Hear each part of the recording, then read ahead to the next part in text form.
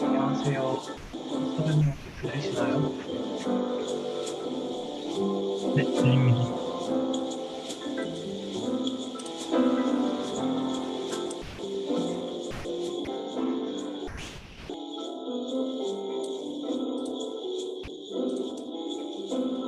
안녕하세요. 선생님 들리시나요? 네, 들립니다.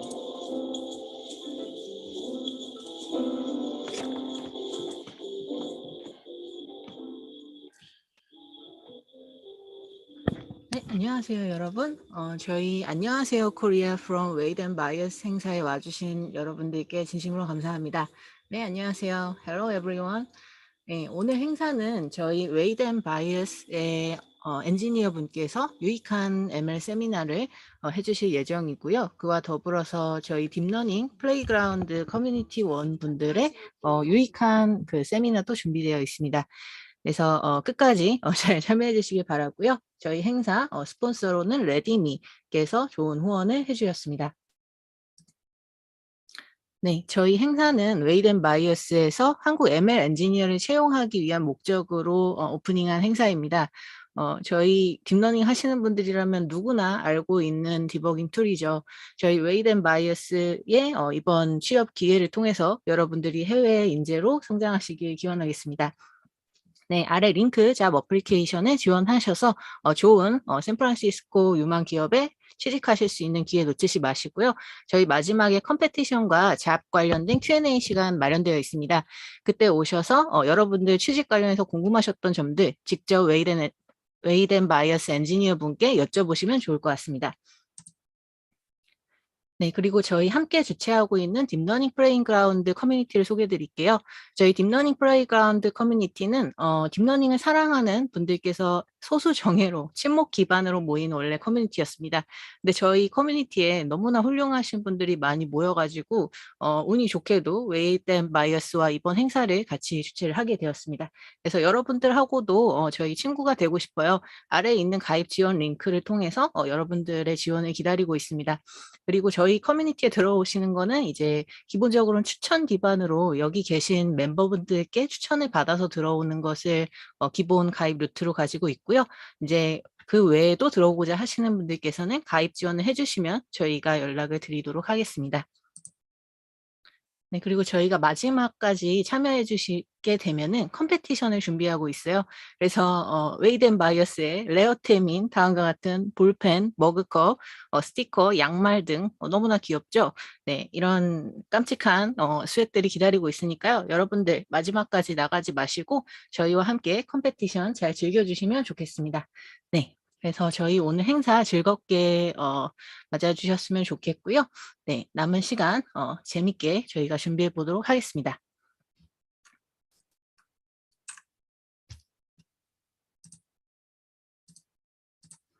네, 그러면은 저희 다음 연사자를 모시도록 하겠습니다. Hello, Morgan. Can you hear me? Yes. Hello, everybody. Yes, you can start your screen and start your lecture. Amazing. Great. Thanks so much, Stella, and the rest of the deep learning crew for organizing this. Super excited to be here and to meet the virtual South Korean community.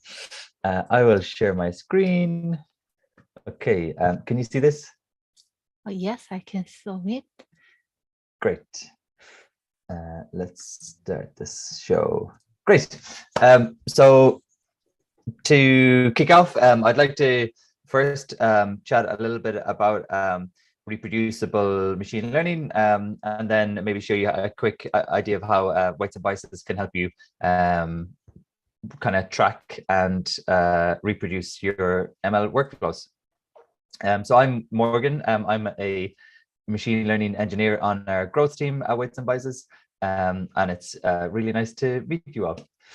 So if you are curious about Weights and Biases and you don't want to listen to me speak and you just want to look at some code, you can go to this link, W&B.me/start, and you can start to immediately run a collab and look at our documentation and play around. So first, why do we need reproducibility in machine learning? And so deep learning is, unusual in that even when you're training the same model with the same hyperparameter, you mightn't always get the same results. And when I first was learning deep learning, this was kind of quite surprising to me. But there's a whole bunch of reasons why this might not be the case, and you might have fluctuations in your final metric that you care about. And like you say here, it could be to do with the data sets. Obviously when we're training, we're shuffling our training data, and that can result in how slight changes in how the model learns. There might be results in terms of the differences in hardwares or GPUs you're using, newer GPUs, bigger GPUs. Also differences in library versions, and potentially how potential operations are encoded, and also small differences between machine learning frameworks. And a little example is the value for the epsilon in a layer norm module in PyTorch and TensorFlow is different, and is different by a small amount, but can result in slightly different results in your training. Of course, initialization of your weights is usually random, and so that's going to have an impact too.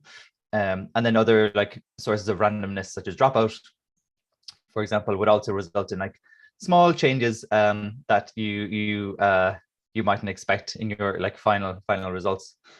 And so we want to track all of this because ML models are becoming more and more important and relevant throughout our daily lives, and can impact us more and more in the real world. And there's already models in production, in banks that decide who gets a loan. Companies are working with resume reviews to screen resumes faster, and kind of other machine learning models out there that try and measure some measure of trust or responsibility. And so it's very important that when these models go wrong or make a mistake, we know we can exactly identify what the cause was, and how we can maybe improve and avoid making those mistakes in future. And so the classic example we have is the self-driving car. If anything happens, if a self-driving car gets into an accident, the car manufacturer and the regulators and potentially the police will want to know why the car crashed. And maybe it was because the model wasn't trained on enough examples of the data for the event that happened. Maybe the model that was selected over indexes on detecting cars and humans, but not on roads.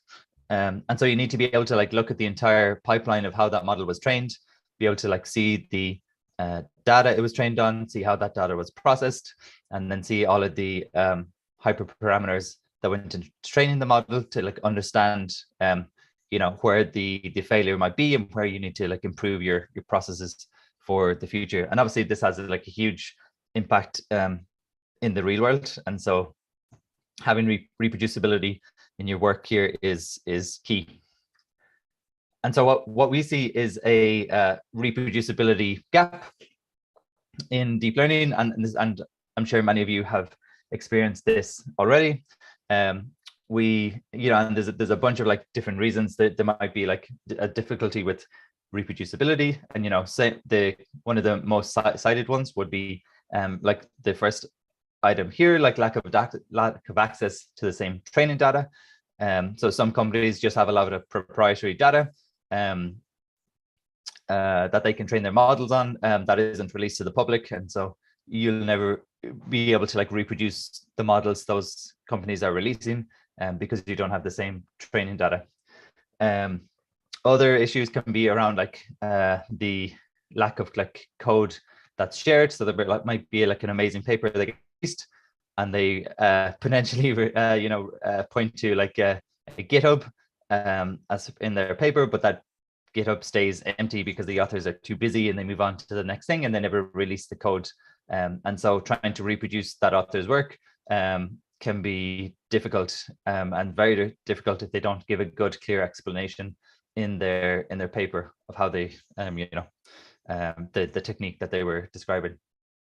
Other issues we see are, under specification of the metrics used, and so like poorly defined metrics can be an issue, as well as like, not doing like sufficient analysis on your results. There's like issues around like p hacking and trying to just like tweak everything until you get what you think might be a like statistically significant result. And then there's other issues around like selective reporting of results. Potentially like in the deep learning world, maybe there's a danger some people are tempted to do some training on the test set to try and like improve their results a little bit, and so can result in like a gap in reproducibility there. And so there's a whole bunch of issues that we see, and these are all kind of from a paper by Joel Pinot and Christoph Sinha, who basically kind of like wrote about this back in I think 2015. And so I would love, we can, I'm curious to anyone in the chat, either in the Zoom or YouTube. I'm curious to hear if folks have had an issue with reproducing their models. Sorry, I think I've just lost my slides. Apologies. Actually, it's going to be in my presentation today, but I've had a case where I originally thought that my model was 4 times faster than my original model, but then it turned out to be maybe double or less, or maybe just 0. So I've actually tried, and initial results were amazing. I tried to reproduce, and I just published all that, and then I tried to reproduce, and the results were like subpar when I tried to get the performance again. So I'm actually guilty of a lot of the things you mentioned just now. Yeah, okay, exactly. That's a great example, and thanks so much for sharing. And so it's a super common issue both across academia and industry, even when you're like kind of starting out on your deep learning journey, and also like for like experienced practitioners as well. Deep learning, you all know, it's just not a mature field. Like it's not as mature as like software engineering or like other areas in computer science. And so we don't have, a lot of us just don't have the tools or like the training to like easily be able to like track and reproduce our work. And so this question was asked in an article that was published in Nature. And so like across pretty much like every area of science, there was like pretty strong agreement that like people struggled to reproduce other people's work, but often also like their own work, which was quite interesting to see. And so some of the main issues around this, and obviously this is more focused on academia, but some of the main issues that were identified across like all of the fields was like the pressure to publish. And I'm sure some of you experienced this, coming up to like a conference submission deadline. There can be quite a rush to get like your last experiments done, and maybe it's easy to forget to track every hyperparameter or every like tweak that you used to get your like final results. Other issues I see are poor analysis of results, or not doing or not, again, like not sharing code and things like that. So that's like a really like interesting study to see, and kind of like aligns with what we see in the deep learning world as well. So I'm curious, today, do folks have a process to make your models producible? And feel free to drop a comment in the YouTube chat, and Stella, maybe you could help me translate if there's any Korean comments in there. 재생산성? You mean, is there any question? Not yet, but I'll tell you if there is. Good, great. Sorry, was there a question? Oh no, okay, cool. And so what we see in when we're speaking to new users of weights and biases, or else and they could be like, again, like they can be like students, they can be like advanced researchers, or they can be people doing deep learning in industry, in like large companies, large like modern like tech companies, whose products are powered by ML. A lot of people either don't have like a clear process, or they have their own like personal process that is like almost unique to each person in the team. And some people are using Google Sheets, some people are printing results to a text file, some people have their own kind of custom versioning and tracking like pipelines with all their own like little code, but again, it's all like quite fragile, and none of this really scales across a team and across like a broader like group of machine learning practitioners. And so when someone leaves a team, or someone like joins a team, it can be very hard for them to like quickly understand what are the experiments that were run, what were the hyperparameters used, where are the model weights stored. It can, like it's still a little bit of the Wild West, and that you would never have that with ideally, at least, you would never have that in a software development context. If you were to join an engineering team, everyone probably works out at a GitHub or GitLab. You can see everyone's commits. Probably they're using a task management tool, maybe Jira. You can see the tickets that were filed. You can see the context in those tickets, but we don't really have equivalent for that in machine learning. And so that's something that weights and biases is hoping to address. And so just on the same study quickly, the same respondents were asked this question of, do they have a process to make your models reproducible? And 34% said no, they didn't. And so it's, again, an issue we see across a whole bunch of fields. I'm going to jump through a few slides because I'm just conscious of time here. And so this, I'll take you through a quick high-level view of what weights and biases does and like its hopes to achieve.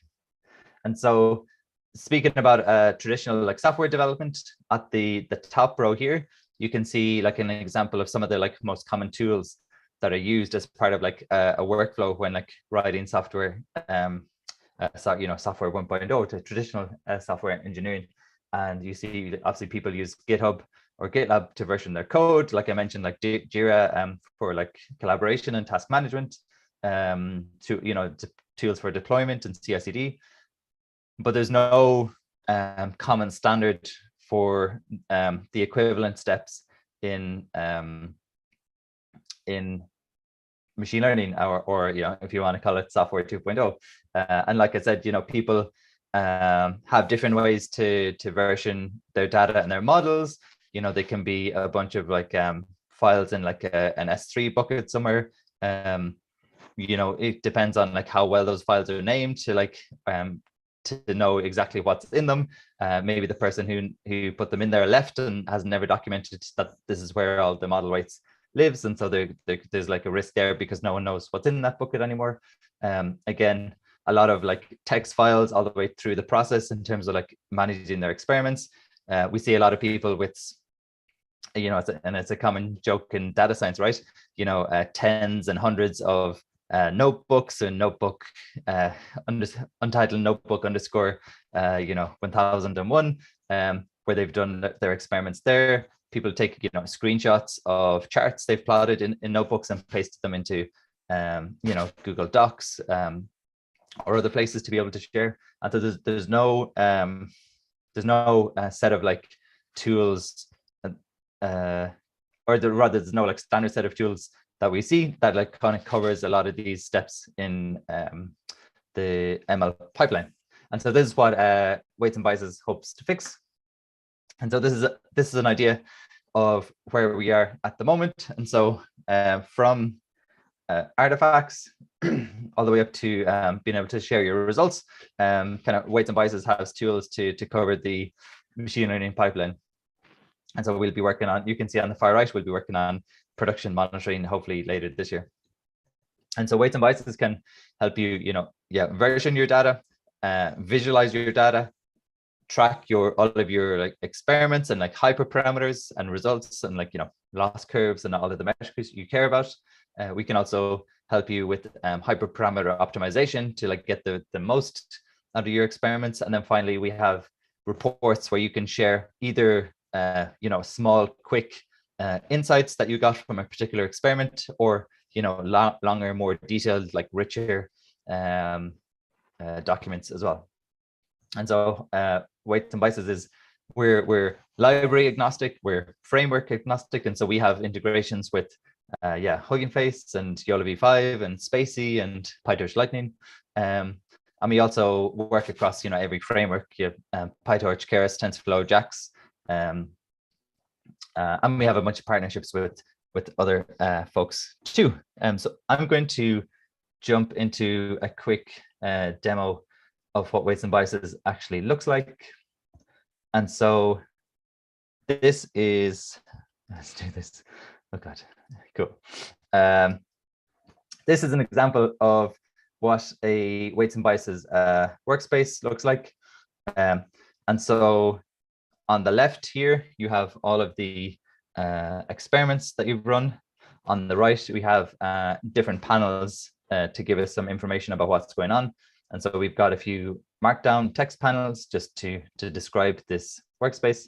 We've got some larger KPI panels to give us a quick snapshot of what the best performing model is in this case. And we're taking the max of the AUC score, and you can see the experiment name is given here. And all the experiment names are generated randomly, but you can also like define the name of your experiments also. We have our good old curve, metric and loss curves here for all of these experiments. And you can for each one of these particular curves, you can see it being highlighted on the left, and you can like click into this and look deeper. We'll do that in a second.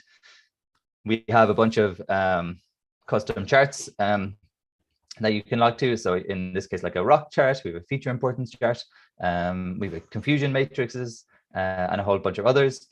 If you don't find the chart you're looking for, you can also like log your matplotlib charts directly to Weights and Biases, and we'll also display those.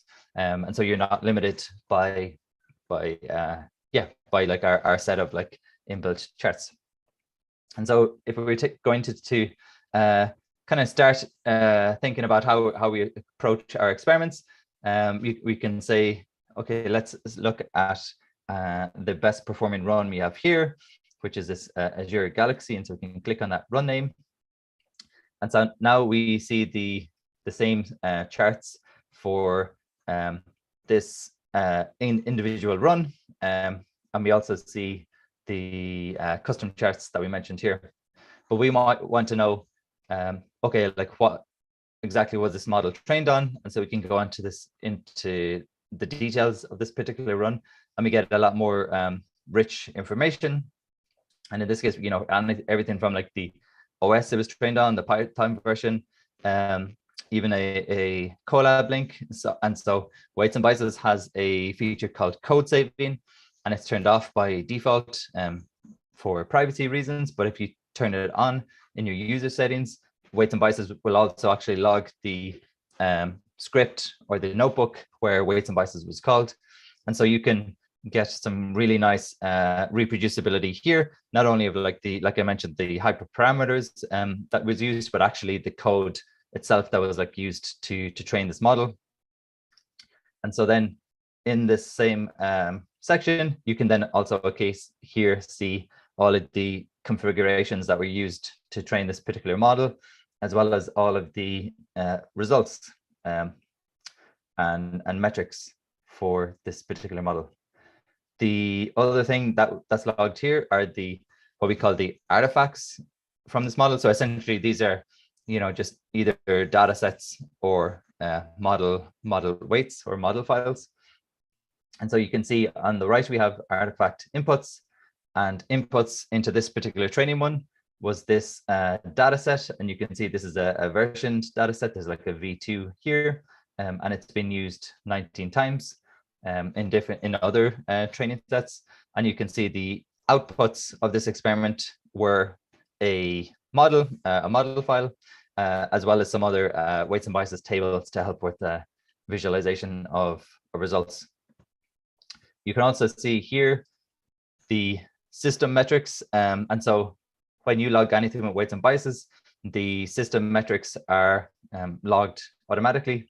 You don't have to do any extra, write any extra code to log those. And so in this case, this model was just trained on a CPU. And so you can see the CPU utilization, the system memory, threads, and a bunch of other useful things.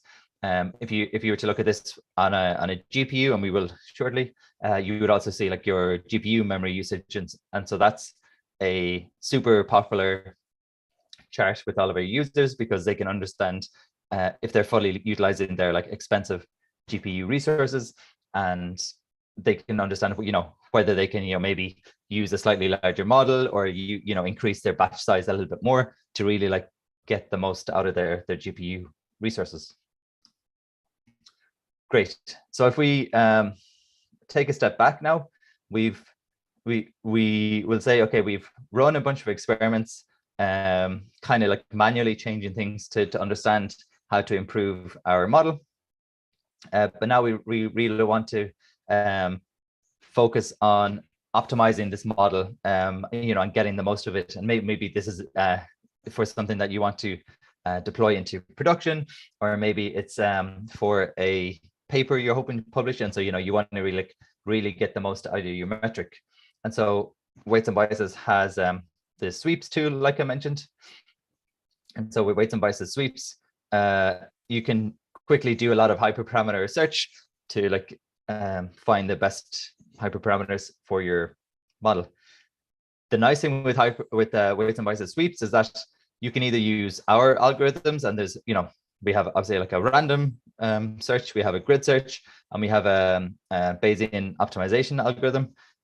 But you don't have to, if you want, to use like other like more advanced algorithms, maybe from like Optuna or RayTune. We also have integrations with those libraries that will let you use those like specialized algorithms with weights and biases sweeps, and so you can get the best of both worlds. And so this is an example of where I've done about 1,000 sweeps to try and like find the best hyperparameters here. And again, we see our main metrics, we see our loss curves, and this is the chart I'd like to spend some time on. And so here you can see it looks a little bit crazy, but this is essentially showing the hyperparameter values that were used in each of the vertical columns, along with the final metric that we care about, in this case, the AUC metric.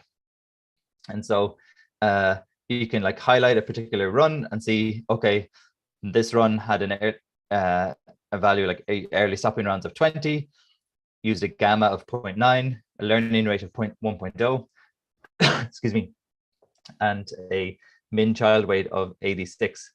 And we plot this for every one of the experiments we've done. And so this is quite noisy, and we can't really get much of a signal out of it, but probably we only care about looking at the runs that perform the best. And so we can do like a little filtering here. And now we get a little bit more signal and a little bit more understanding of like what hyperparameters are important to us. And so now you can see some ranges seem to be important, others maybe less so. And so you can see a learning rate, of between 0.8 and 0.85 looks like the kind of sweet spot for this particular model and data set. A gamma, you know, between maybe 0.5 and 0.7 look useful for this. But then other values like early stopping rounds, doesn't seem to matter if it's 10 or if it's 20 or if it's 40. And the same for min child weight. There's a lot less sensitivity there in min child weight.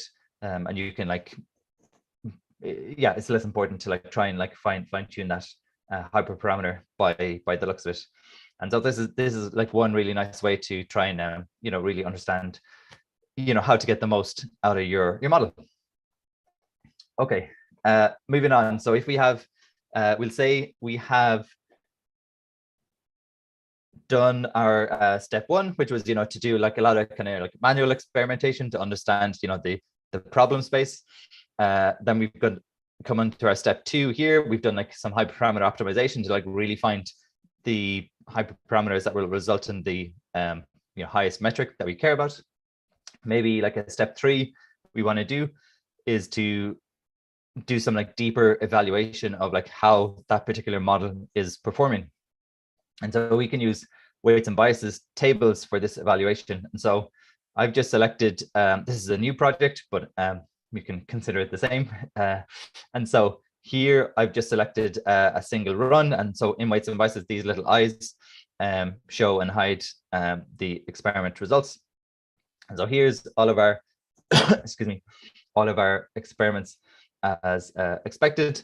This is also was trained on a GPU, so we can look at the system metrics here. And you can see that, where is it? Here are our GPU metrics. And so you can see, for example, the GPU utilization of this model was actually pretty low. And the memory allocation here was also pretty low, like 58%. So probably if it made sense, you could use a larger batch size, or maybe a larger model, and you get the most out of your GPU resources, like I mentioned. But we'll go back to our project. I'm sorry, I'll just hide these again. Great. So like I said, we want to evaluate how this model is performing. So this is where weights and biases tables can be super useful. And so tables, you can think of tables like a data frame, like a pandas data frame that can also support rich media. And that can be images, that can be video, it can be audio, 3D point clouds, 3D molecules, and a whole bunch of other rich media visualizations. If tables doesn't support the visualization that you like, you please feel free to reach out to us, and we would love to add it, because we really want tables to be to work across almost every data format. And so you can have that rich media alongside your text and your integers and your floats and your categorical data, just like you would in a pandas data frame. And so here what we're looking at are the results on an evaluation data set. And in this case, this data set is trying to predict the kind of category of organism from the photo here. And so you can see with tables, then you can kind of do a lot of the actions that you would expect in a regular data. And so you can do sorts. And so in this case, we've logged the score and the output from the model for each one of the classes that we care about. I think there are 8 classes. And so by sorting by the amphibia score, for example, on the prediction side of things, we see a lot of frogs, which makes sense. Frogs are part of the amphibia family, and we can see the same for the aves. And we can see, okay, this looks like a lot of birds here. And so okay, obviously when the model is super confident that it's a bird, it's a bird. And so that's kind of interesting, but not super useful to scale. And so one thing you might be interested in is understanding the performance of your model for a particular class, because obviously we want a decent performance across like every one of our classes. And so you might want to like filter this table, and we want to filter for excuse me, all of the birds in our validation data set. And so we can filter the truth column to be equal to average. We click apply. Cool. And now we're just looking at when all of the instances where the ground truth is a bird. And so now we can look at the cases when our model is predicting the wrong thing. And so we can like insert columns into tables, and then we can like edit exactly what should be in this column. And so in this case, we want to look at all of the incorrect predictions. And so we look at the times where the truth value is not equal to the prediction or the guess. We can name this column. So we'll say this column is for like incorrect. Actually, no, let's do it. It's easier actually, I think, to understand just the times when it's correct, right? So we say correct. And tables always tries to make a guess at what data type this column is going to be. And so this is going to be a Boolean column. And so we can leave that. But if it made sense, you know, it could also be a string. But this column should be a Boolean, so we'll leave it as a Boolean. Cool. And so now we can see all of the times when the prediction was correct. We can again sort and see the times when the prediction was like incorrect. And so here, and sorry, these images are a little small, but for example, here, you know, you've got a guessing that this duck looks like a mollusk, was predicted to be a mollusk. This is a bird, the sad bird. Okay, cool. So now we have an idea of on a sample by sample basis, which predictions are correct or incorrect, but we want to look at the aggregate performance of our predictions. And so we can then group by this column, and you can group by, you know, any categorical column, and then immediately get a much richer picture of how we're doing on the wider side of things. And so this shows all of the cases when our predictions are incorrect or correct down here. And so you can look at the incorrect predictions and you know, try and better understand where your model might be wrong. And so in this case, you know, the model was incorrect. It didn't predict a bird, but you can see our data isn't great. You know, it's kind of very hard to see the birds in these photos. And so this might be a case where you can kind of dive deeper into your labeling or your data set, and you know, understand, maybe you want to remove these images, or maybe you want to crop them to be more focused on the bird itself. Like in this case, I don't even see a bird. Oh yeah, so there's like a bird here and a bird here, but it's very fuzzy, and it's not super clear that this is an image of a bird. So you can't really blame the model that it's struggling. And so when in tables, when you group by a column, all of your other columns get grouped by 2. And so you can see for the predictions that were incorrect, the distribution of classes of predictions. And so you can see here, there was the most confusion between birds and reptiles in our data, but also you know, mammals, and then like plants here. We only have a few samples here, so it's not great. And then you can also see all of the scores as well. And so you can see, if you want to look at the if we look at the predictions for birds, obviously we would like the values for birds to be high in this case, but like we said before, the model struggled, and so it was only given like low scores to the bird class. And so that's a quick tour through weights and biases tables, and a quick tour through the product.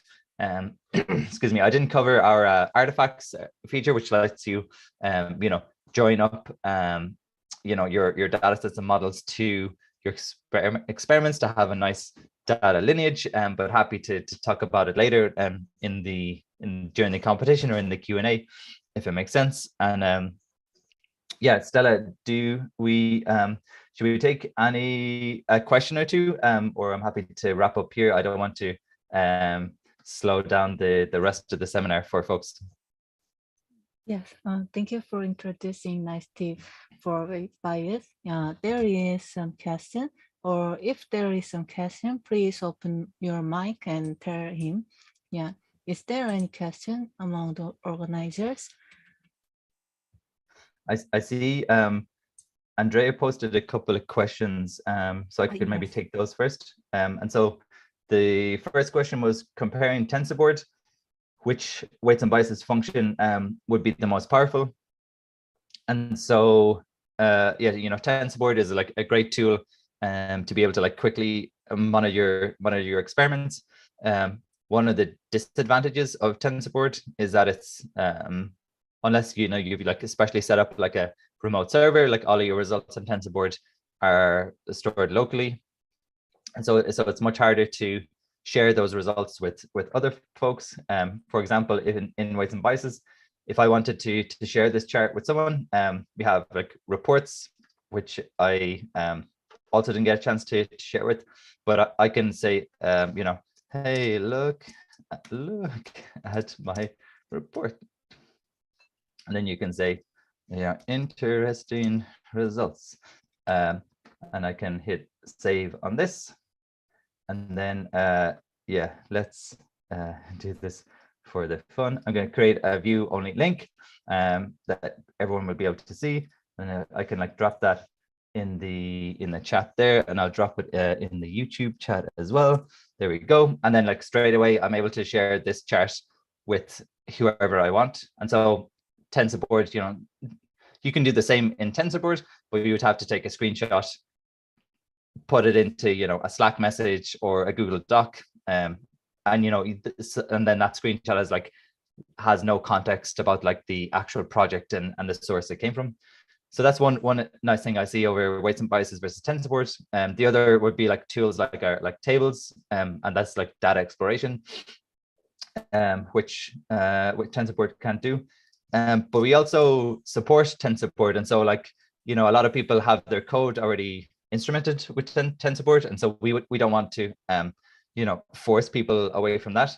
And so if you go to like our documentation, and I'll drop the links again in the Zoom chat and the YouTube chat here. Basically there is like when you start a weights and biases run, and so you start a weights and biases run calling like W&Binit. You call this one single argument, and that will basically like search for any of the TensorBoard logs that TensorBoard generates, and it'll like plot those in weights and biases. And so you can, I don't know if it's a good screenshot here, but you'll be able to see your completely normal TensorBoard view in a weights and biases workspace. And then that also like makes TensorBoard easy then, to share with your colleagues. So you can use TensorBoard and weights and biases. You don't have to choose between one or the other if you don't want to. I hope that answers your question. Another one, a quick question: is there a limit on the number of projects which can be created? There is no limit on the number of projects that can be created. So I can go to my projects section here, and I've got a whole bunch of projects, 207 projects. We have what are called teams, and so when you want to collaborate with people, you can invite people to your team, and then you can all log to the same project. There is a limit. Say so we offer free teams for academics. So if you're a student or a researcher, or also if you have an open source repository, we offer free academic teams to those people. They are limited by to one team. And then if you're a company and you want to use weights and biases, and you're paying for weights and biases, there are different plans for different numbers of teams. So I think the basic plan comes with one team, but then you can go to the more advanced plans, which have I think 5 teams, and then advanced again, which have multiple teams again. Actually, I was a bit curious about this because the cost of weights and biases is like non-trivial, even for reasonably well-funded startups. And I think that this is part of the reason that like weights and biases might not have had quite as much adoption as hoped for, because it's even more expensive than PyCharm or many IDEs and other software support systems. So do you have any ideas? Yeah, I don't work in our sales team, and so they can probably give you a better answer. But one good way to look at it is that it looks expensive upfront, but if you consider the cost of your machine learning engineers' time, obviously it depends again, like where in the world you're based.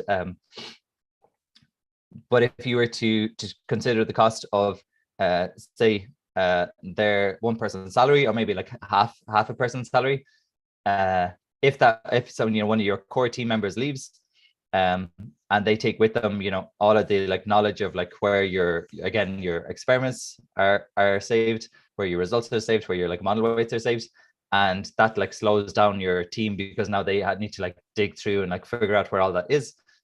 You can probably like work out the time and hours spent trying to like do some like data archaeology to try and understand it, or like find the work and like understand what's happened, versus continuing to like iterate and like build on your experiment and kind of like weigh up the pros and cons like that. That's like one kind of mental model to frame it. And so you mightn't see that benefit in the first like 3 months or 6 months, but like at some point everyone's going to move on to their next job, and if you don't have like a good way in a team, in a company, of passing on that knowledge and having like good processes to share knowledge, everyone's going to face that issue of some point of saying, okay, which notebook was that result in that screenshot in that I need to find in this model that we trained 6 months ago that's now in production, and the person who trained it has left. Yeah, but I mean, yeah, I guess as well, like it's always a conversation with our sales teams as well, and they're always happy to like talk more about pricing and come to like arrangements for each customer as well. So if you have concerns about pricing, I would definitely still engage with sales, and they can give more context around why the price is what it is, and then B, if there's anything they can do in terms of like discounts or adding more things in for the current price. Hope that helps. Okay, cool. Stella, sorry, I know there's a few more questions, but should we maybe pause and move on to the next speaker? Yeah, thank you for your kind answering. If there is more question, you can communicate via YouTube channel. So please use it. So yeah, let's end up your session. Yeah, thank you, Morgan. Great. Yeah, thanks. I'll jump into the comments in the YouTube channel and answer some questions there if I can. Yeah, thank you very much. Super. Okay. Thanks, everyone. Yeah, bye. Okay, then let's go to next session, and it is my session. 예, 여러분 이제 영어로 했던 거 끝내고 한국어로 또 다시 진행하도록 하겠습니다. 저희 약간 세션 시간이 조금 밀려가지고 아마도 발표 연사자분들이 기존 시간표에서 한 5분 정도 딜레이된 순서로 진행될 것으로 예상됩니다. 네, 잠시만 기다려주세요.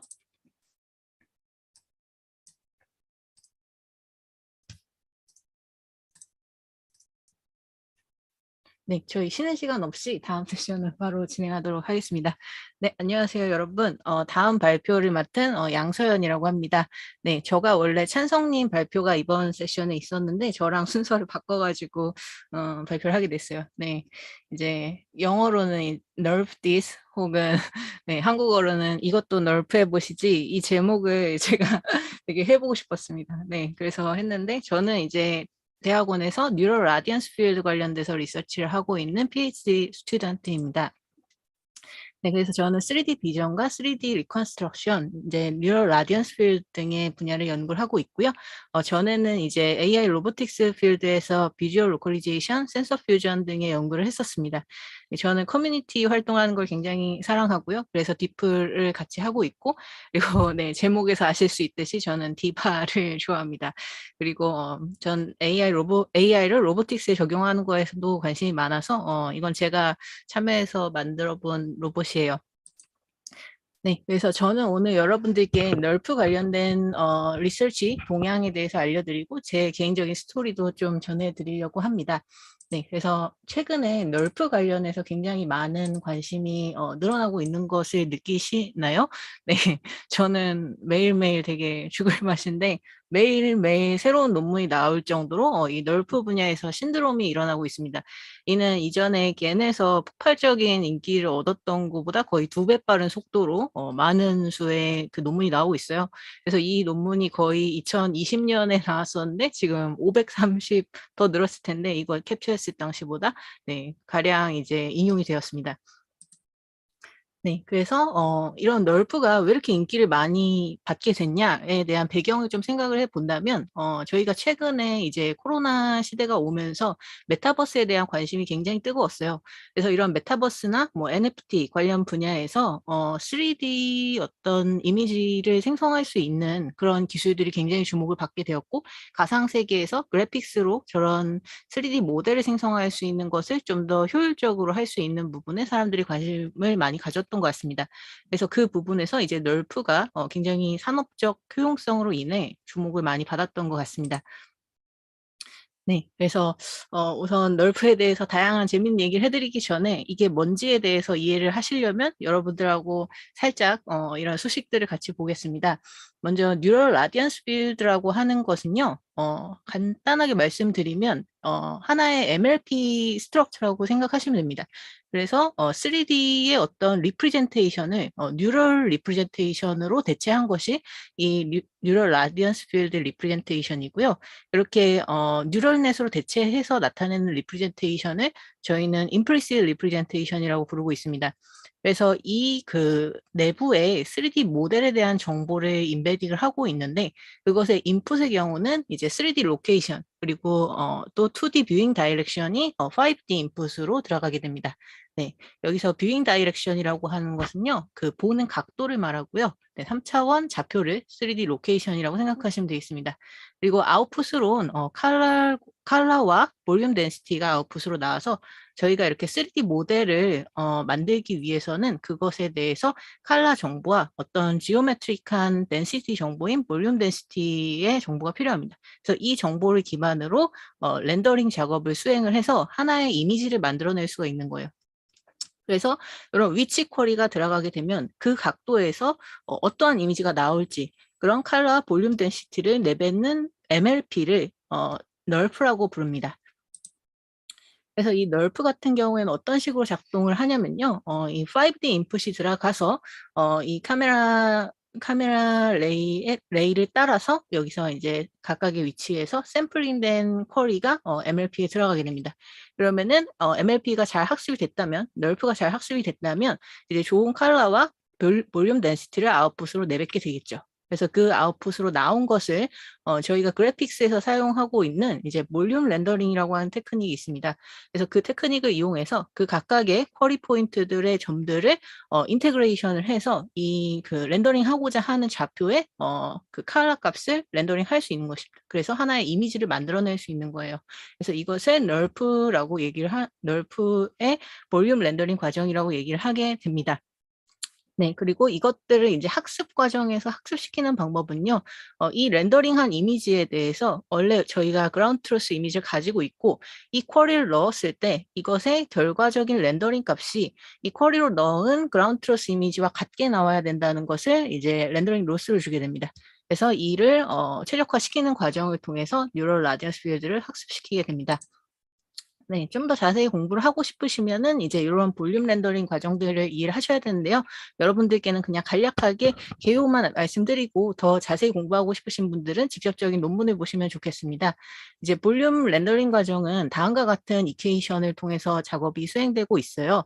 근데 이 볼륨 렌더링은 그래픽스에서 렌더링 이퀘이션에 대한 표현과 비슷한 형태라고 보시면 됩니다.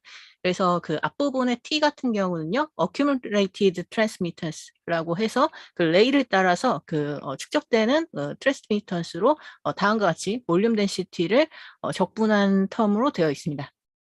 그리고 이제 이것이 볼륨 덴시티 직접적인 값이 들어가는 거고요. 네, 위치 RT에 대해서 쿼리 볼륨 덴시티를 나타냅니다. 그리고 이제 토탈 라디언스. 이제 라디언스 같은 경우에는 저희가 직접적으로 보게 되는 어떤 빛의 에너지를 뜻하기도 하고, 네, RGB 컬러라고도 표현하기도 하죠. 그래서 토탈 라디언스 값은 여기에 들어갑니다. 아까 말씀드렸듯이 널프의 아웃풋은 볼륨 덴시티와 컬러에 관련된 C 값이 아웃풋으로 나오게 됩니다. 그래서 그 값을 이용한 것이고, 트랜스미턴스는 볼륨 덴시티로 만들어낸 또 하나의 텀이라고 보시면 되겠습니다. 이걸 이제 다른 말로는 뭐 비지빌리티라고 얘기를 하기도 합니다.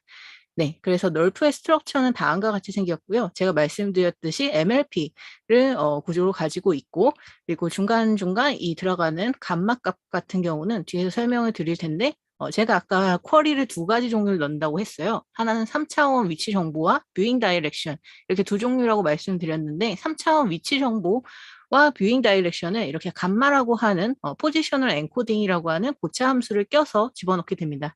네, 그리고 그 포지션을 이렇게 중간 요쯤에 들어가고, 뷰잉 다이렉션은 끝부분, 이 컬러에 좀 더 관계된 채널에서 들어가는 걸 보실 수가 있죠. 그래서 컬러는 조금 더 뷰잉 다이렉션에 관계가 있구나라는 것을 예상하실 수 있습니다. 네. 그리고요, 이제 볼륨 렌더링 같은 경우도 좀 더 저희가 컴퓨테이션 효율성을 위해서 샘플링 과정을 통해서 이루어지게 되고, 이것은 이제 맥스라고 하는 논문의 볼륨 렌더링 샘플링을 이용했다고 합니다. 그리고 이것을 아까 말씀드렸듯이 그 칼라 같은 경우에는 빛의 어떤 리프렉턴스를 모델링하는 거기 때문에 단순한 그 펑션보다는 좀 더 고차적으로 그 빛을 잘 모델링할 수 있는 하이 프리퀀시 베리언스를 쓰는 것이 좀 더 좋다고 알려져 있습니다. 그래서 다음과 같은 포지셔널 엔코딩을 통해서 하이 프리퀀시를 모델링을 했습니다. 네, 그리고요 또 이게 그 그래픽스 하시는 분들은 아시겠지만 렌더링을 한다는 것이 결국은 시간 싸움이자 컴퓨테이션 싸움이거든요. 그래서 그것의 샘플링을 어떻게 효율적으로 할 것인지, 레이 트레이싱 같은 것들을 어떻게 효율적으로 쓸 것인지 등이 굉장히 중요해요. 그래서 그거의 샘플링 과정에 대해서 또 여기서 그 효율성을 고민을 했고, 하이라키컬 볼륨 샘플링을 이용해서 코어스하게 먼저 샘플링 한 후에 임폴턴스 샘플링으로 파인 샘플링을 하는 등의 매칭으로 되어 있습니다. 널프 같은 경우에는 코어스와 파인 두 가지 방식으로 진행을 하게 됩니다. 네, 그래서 그 널프가 굉장히 주목을 받았던 이유가 뉴럴 리프레젠테이션을 이용했다는 것 자체도 굉장히 인사이트 있었지만 그 퀄리티가 너무나 좋았다는 것이 주목할 만한 점이었어요. 그래서 이전에 나왔었던 그런 딥러닝 기반의 리프레젠테이션보다 너무나 좋은 퀄리티를 보여줬기 때문에 굉장히 많은 주목을 받았고, 이것이 네, 지금까지 신소름을 일으키고 있습니다. 네, 그래서 한번 잠깐 보시면요, 널프로 그 렌더링한 씬의 모습이에요. 네, 이게 그 각각의 위치 쿼리를 넣어서 이렇게 스페리컬하게 돌리면서 비디오를 렌더링한 건데, 진짜 저희가 현실 비디오처럼 너무나 현실적인 씬을 표현하고 있는 것을 보실 수 있습니다. 네. 그리고 이제 제가 아까 말씀드렸듯이 널프가 거의 폭발적으로 성장하면서 이 널프가 한번 나오고 나서 너무나 다양한 분야들이 발달하게 됐어요. 그래서 되게 재밌게도 여러 분야에서 많이 재밌는 논문들이 나왔는데 이 논문은 이제 그 널파이라고 해서 다이나믹한 환경에서 이렇게 핸드폰을 들고 자신의 사진을 찍어서 그러한 다이나믹한 인풋에 대해서도 이렇게 리컨스트럭션을 잘 하고 있는 모습입니다. 네, 그리고 애니메이터블 널프라고 해서 요거는 이제 움직이는 사람에 대해서 3D 리컨스트럭션을 널프를 통해서 하는 모습입니다. 네, 그리고 또 다양한 분야에 적용이 되고 있는데요. 저는 이제 로보틱스에도 좀 관심이 많아가지고, 이제 포즈 에스티메이션이 그런 로보틱스에서도 굉장히 중요하게 됩니다. 로봇의 위치를 알아낸다던가, 뭐 어떤 센서를 가지고 있는 장치의 위치를 알아내게 될 때, 카메라 정보로 그 맵을 구성하는 것, 그것도 하나의 3D 리컨스트럭션이라고 볼 수 있거든요. 그리고 그런 맵이 나오게 되면 자신의 위치를 알아낼 수도 있어요. 그래서 그 위치를 알아내는 방법, 포즈 에스티메이션에 대해서 이런 아이널프라 그래서 이미 학습된 널프가 있다면 그것을 이제 렌더링 이미지와 매칭을 하면서 자신의 위치를 찾아가는 등의 논문과 이제 슬램 분야에서도 이런 널프를 적용하려는 움직임들이 늘어나고 있습니다. 또 이제 널프 같은 경우에는 제가 그 아까 전에 인풋으로 위치와 뷰잉 다이렉션만 말씀을 드렸는데 사실 이제 코드를 좀 까보시면은 거기서 인트리시 파라미터 등의 정보 같은 경우는 저희가 직접적으로 주어줘야 돼요. 그래서 저희가 쿼리로 넣고 그것을 이제 아웃풋으로 학습시키게 될 때 그것에 대한 포즈 라벨과 또 인트린식 파라미터에 대한 정보가 그라운드 트루스로 필요하게 된데 그것을 이제 라벨 없이 학습시키실 수 있는 걸 저희 디플의 멤버로 계신 정윤호님께서 네, 연구하신 셀프 칼리브레이팅 널프에서 발표를 했습니다. 그리고 네, 지라프 같은 경우도 유명한 논문이고 지라프 같은 경우도 굉장히 유명한 논문인데요. 이제 특히 이 지라프 같은 경우에는 베스트 페이퍼로 굉장히 유명했었던 논문이에요. 이 친구들은 약간 그 3D 씬에 대해서 어피어런스와 지오메트리의 두 가지 성질을 나눌 수가 있습니다. 지금 자동차의 모양이 변하는 모습과 자동차의 색깔이 변하는 모습을 보실 수가 있죠. 이 말은 지오메트리와 어피어런스에 대한 라턴트 밸류를 디센탱글 했다는 소리예요. 그래서 그런 약간 제너러티브 스캠으로 이 라턴트 밸류들을 찾아낸 논문들이 널프들에서 자주 나왔고 이 지라페 같은 경우에는 아예 씬 스케일로 그것들을 트랜슬레이션하고 뭐 로테이션하고 이런 움직임들이나 물체를 추가하는 것까지 보여준 논문이었습니다. 그리고 이 에딧 널프 같은 경우에는 그 라턴트를 디센탱크를 할 수 있다면 이것들을 에디팅해서 저희가 조작할 수 있는 가능성까지 보여줬어요. 이것은 저희가 미래에 만약에 메타버스 시대가 열린다면 어떤 현실에 있는 정보를 가지고 가서 그것들의 라턴트를 우리 맘대로 조작해서 새로운 이미지를 만들어낼 수도 있는 것이죠. 네, 그렇습니다. 그리고 제너러티브 분야에서도 활발하게 움직임이 있는데요. 이제 엔비디아 같은 경우에는 그 마인크래프트, 네, 제가 이 게임을 안 해서 잘 모르지만 마인크래프트를 진짜 씬 같은 현실로 이제 트랜스폼 하기 위해서 이런 간크래프트라는 논문에서 이 널프를 사용했습니다. 그리고 스타일 널프는 진짜 사람 같은 얼굴을 걔네서는 주로 2D를 이제 생성하시게 되는데 이제 3D에서 스타일 널프는 그런 가능성을 보여주었습니다. 생성 분야에서 조금 3D에 대해서 그 생성하는 것은 아직은 성능이 그렇게 좋지 않은 것으로 알고 있는데 그래서 널프가 굉장히 좋은 성능을 보여주고 있어서 네, 제너러티브 분야에서도 주목받고 있습니다. 네, 그리고 저는 이제 특히 연구 분야로는 그 퍼포먼스 쪽에 좀 관심이 있어요. 그래서 이 널프에서 문제점 중에 하나가 뭐냐면 이게 트레이닝 스피드가 너무 느리다는 거예요. 그래서 거의 뭐 처음에 바닐라 널프 같은 경우에 하루 반나절 막 가까이 걸리고 그랬는데 이 친구들이 이제 굉장히 많이 빨라졌어요. 근데 그걸 빠르게 만드는 방향성에 대해서는 두 가지 종류가 있습니다. 하나는 이제 저가 파인 메소드라고 부르는 요거는 이제 좀 그 스트럭처 자체를 이피션트하게 만들거나 파이프라인을 이피션트하게 만드는 거예요. 그래서 이피션트 트레이닝 또는 렌더링을 할 수 있는 방법들을 많이 가지고 왔고 그리고 또 다른 방법은 제가 제너럴 메소드라고 부르는 방법인데 이 방법은 다른 씬의 어떤 프라이어 놀리지를 그 씬을 학습할 때 사용할 수 있다면 마치 트랜스퍼 러닝처럼 좀 더 학습에 있어서 효용성을 가질 수가 있겠죠.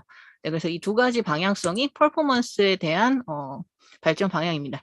그래서 먼저 제너럴 메소드에 대해서 말씀을 드리자면 제너럴 메소드 같은 경우에는 로컬 메소드 라고 해서 그 뭐 픽셀 IBRN, 뭐 GRF, MBS 널 이런 친구들을 보면 얘네들은 약간 그 멀티뷰들 간에 우리가 이미 컴퓨터 비전에서 알고 있는 어떤 그 멀티뷰 지오메트리 이퀘이션이나 그것들의 관계성 혹은 이미지 베이스드 렌더링 이런 분야에서 고전적으로 사용해 왔었던 그런 저희의 어떤 지식이랄까요? 그런 것들을 얘네가 그 학습할 수 있도록 해서 그런 관계성을 다른 씬으로 전이하려고 하는 움직임이 있습니다. 그것을 이제 로컬 메소드라고 하고요. 네, 저는 좀 여기에 관심이 많아요.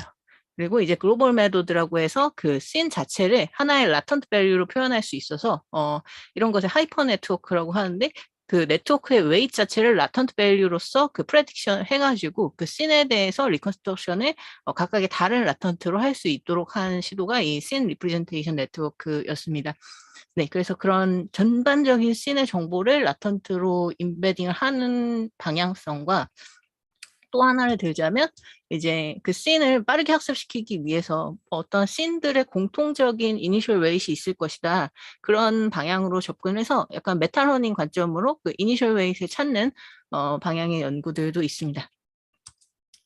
그리고 이런 그 라턴트 밸류로 접근하는 방식에는요, 오브젝트 레벨하고 씬 레벨로 나눌 수가 있어요. 근데 이제 오브젝트 레벨 같은 경우에는 효용성이 있는 것이 그 오브젝트라고 하면은 이 물체들의 어떤 클래스를 정의할 수 있잖아요. 뭐 컵이다. 그럼 컵들이 다 비슷하게 생겼고, 뭐 자동차다 하면 자동차들끼리 좀 비슷하게 생겼기 때문에 그런 클래스 라벨과 그 클래스 사이에 커먼한 띵을 가지는 것에 대해서 그 어떤 클래시파이 해서 프라이어를 배울 수가 있습니다. 그래서 그런 방향이 있고요. 또 씬 단위에서는 조금 더 어려운 것이 백그라운드에 대한 모델링 그리고 다양한 컴포넌트들을 한꺼번에 렌더링 해야 된다는 점이 있기 때문에 그런 것들을 어떻게 퓨징할 것인지에 대해서 이렇게 트랜스폼 좌표계를 만들어서 직접적으로 퓨징을 하거나 아니면 그것들을 이제 웨이트를 나눠서 로컬을 체인징을 하면서 그 웨이트를 하이퍼 네트워크에 체인징하는 방식 등이 이루어지고 있습니다.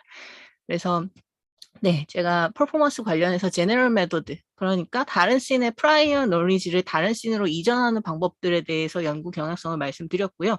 여기는 진짜 말 그대로 속도를 늘리기 위해서 굉장히 그 효율적인 구조들을 이용하는 거예요. 뭐 여러분들이 저보다 잘 아실 수도 있는데 데이터 스트럭처 같은 데서 뭐 해싱이라든지 캐싱이라든지 뭐 이런 여러 가지 방법들을 이용해서 데이터 구조 자체를 굉장히 효율적으로 만들거나 네, 이제 3D 분야에서는 플래녹트리라고 해서 레졸루션을 달리하면서 연산할 수 있는 효율적인 구조가 있습니다.